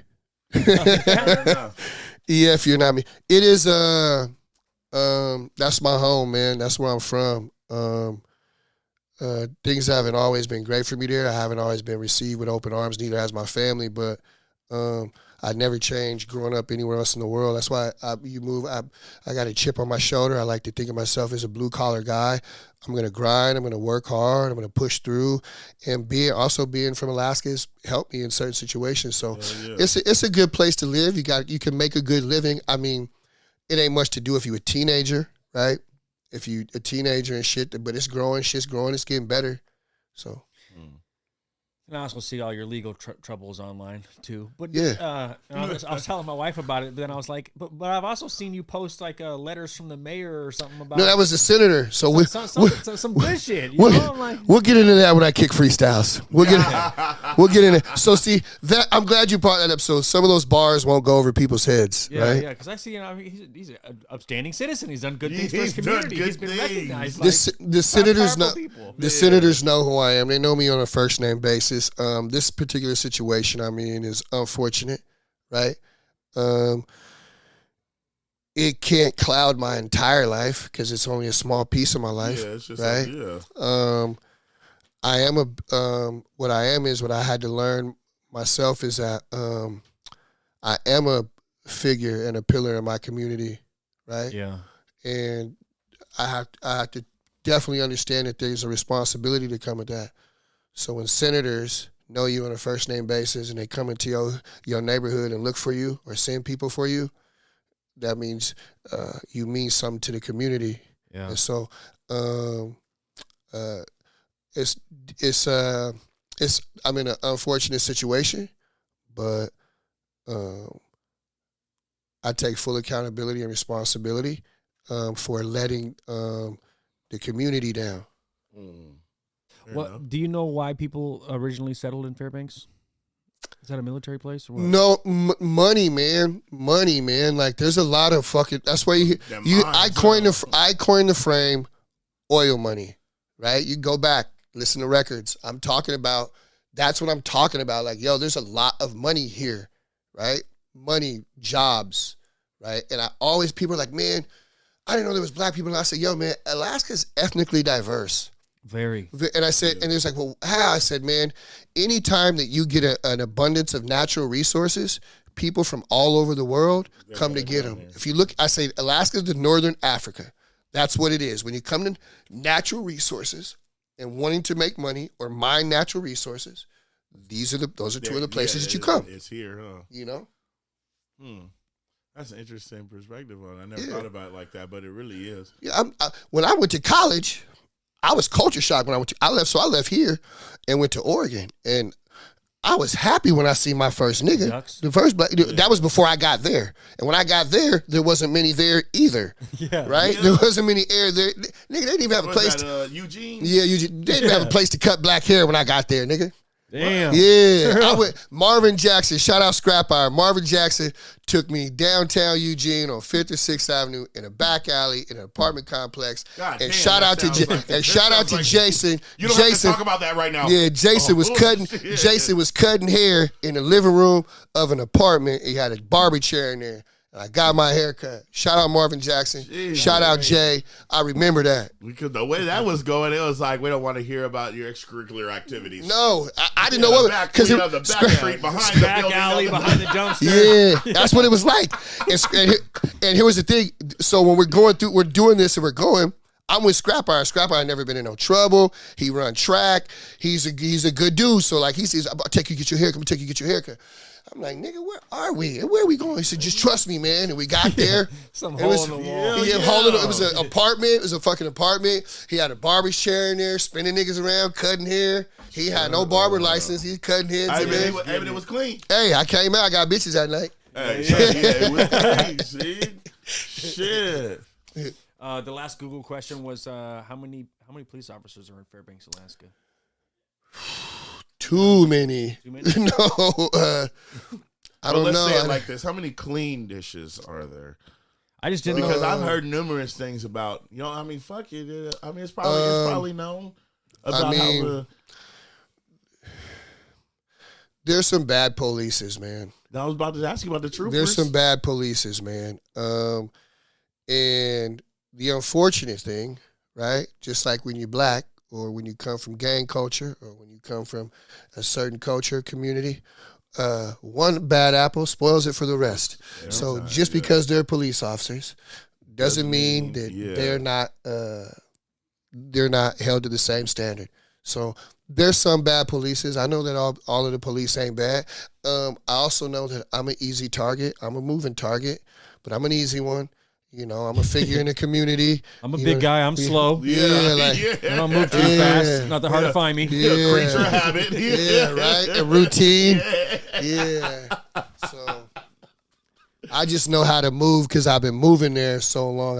I'm from there, you know. Yeah. So I know how to move, but yeah, it's a lot of does the hip hop scene get a lot of fights and stabbings out there? No. No. That's why I was telling you earlier. I'm definitely proud of the culture and the hip hop culture from my area. No shootings, no, nothing like that. No. It's not No. like that. That's more of the Anchorage thing. You know, I'm not from Anchorage again. This isn't my city. I know you see it. I know you hear it. I just know this. When I come to Anchorage and when I come to other cities, out of respect for the city and the people that I fuck with, I check in. I tap in with real niggas, right? And it's not a punk thing. It's not a bitch thing. It's a man thing, right? Because when you come to my city, you better check in with me. Tap in with me. You better feel say me? something, huh? Say something. Don't be out here doing your thing. This ain't a free-for-all, nigga. Yeah, you in somebody's backyard. You know, but also, it's different generations, man. Like, I'm secure in my masculinity. Like, it ain't gonna hurt me to after when I touch down in Texas, you know, and tap in with a Jay Prince or tap in with a, you know what I mean? Because this is their shit, yeah, right? And so same thing, you know, pertaining to Fairbanks and Anchorage. What I think it is age, right? Yeah. And I've been saying this a lot. I've been telling this to my sons because both of my sons, my oldest sons got shot in the same calendar month. Shut up. Right? Damn. And I've always, I've always taught my children, if you can't communicate with a nigga and come to agree to disagree, if you got to shoot a fade. When it's over, right? But what I didn't take into context is that I'm from a different age group. We got on the street, fought, got it over when it was over. And if you see the nigga again, you felt like you need to run it again, run it again. You can run it again, you get right? your shot, you get your shot. But here's the thing. We weren't landing on the internet. We weren't becoming memes. Yeah. We weren't becoming gifts. We weren't. Our situations were not ultimately lasting forever in a place that they could do that they could never get to. Yeah, they can never take it down. They can't get it down. It can't stop circulating. You feel me? So like, you know. So and I had to, and then you know. And here's the thing: it's pride, and they're so underdeveloped in the sense of having social skills. And pride is a social skill, right? It is, and how to deal with other people and other cultures, and like not allowing someone's culture to make you have such to make you feel offended, right? Mm-hmm. So they're under, you know, and that comes with, and that's what I say, age, man, like the generation. And so that was something I had to learn. I had to have a hard conversation with my sons. I said, you guys are not felons. You guys have no criminal histories. And I said, you're old enough, get legal firearms. Keep it on you. Yeah, and shoot straight. Yeah, You're a red-blooded American like everybody else, right? Exercise your right. Exercise your right. Do it the right way. Do like everybody else that you know. Do go get you legal guns and keep them on you. I'd rather have you here than have to stand over you and bury you. And that was a hard conversation to have with my sons, but I had to have it with them. And that's the truth, though. It's the truth. Because if that's what you're gonna do, it's a way to do it. Exactly, right? And I had to explain to them, like, when I was a kid, I had been so conditioned to be like, having a gun was a secret, right? Yeah. At a certain age, it's a secret. But when I became, when I became a man and I didn't have no felonies and and I had the right to firearms in my brain was conditioned. This is a secret. I'm not even supposed to have this, right? And so I needed to make sure I started telling them, you legal, you got your license, you got your shit, you go to the classes, nigga, buy them up. Yeah, see, but if you're gonna be out there and you just and that's the thing. Niggas know who. If I know you got one, then okay. You know, it's even kill. Yeah. But that's the thing, like, right? So, but that's the thing, like they're good.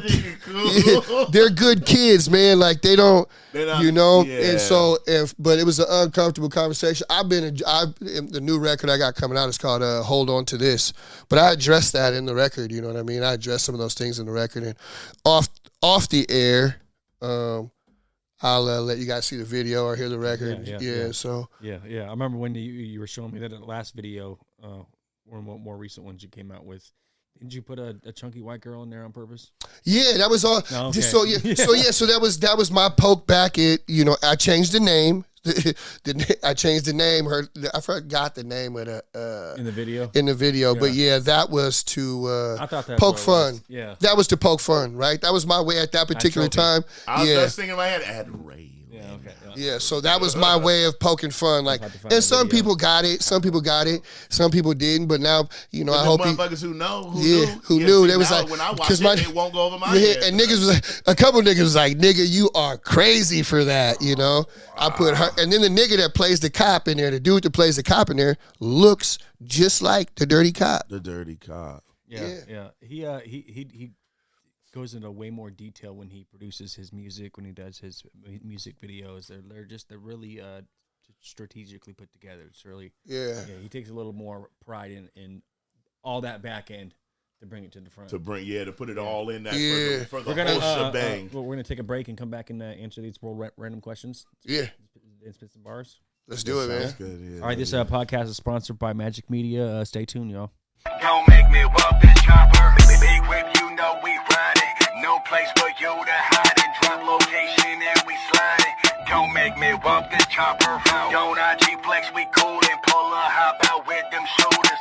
Boy, you gon' make me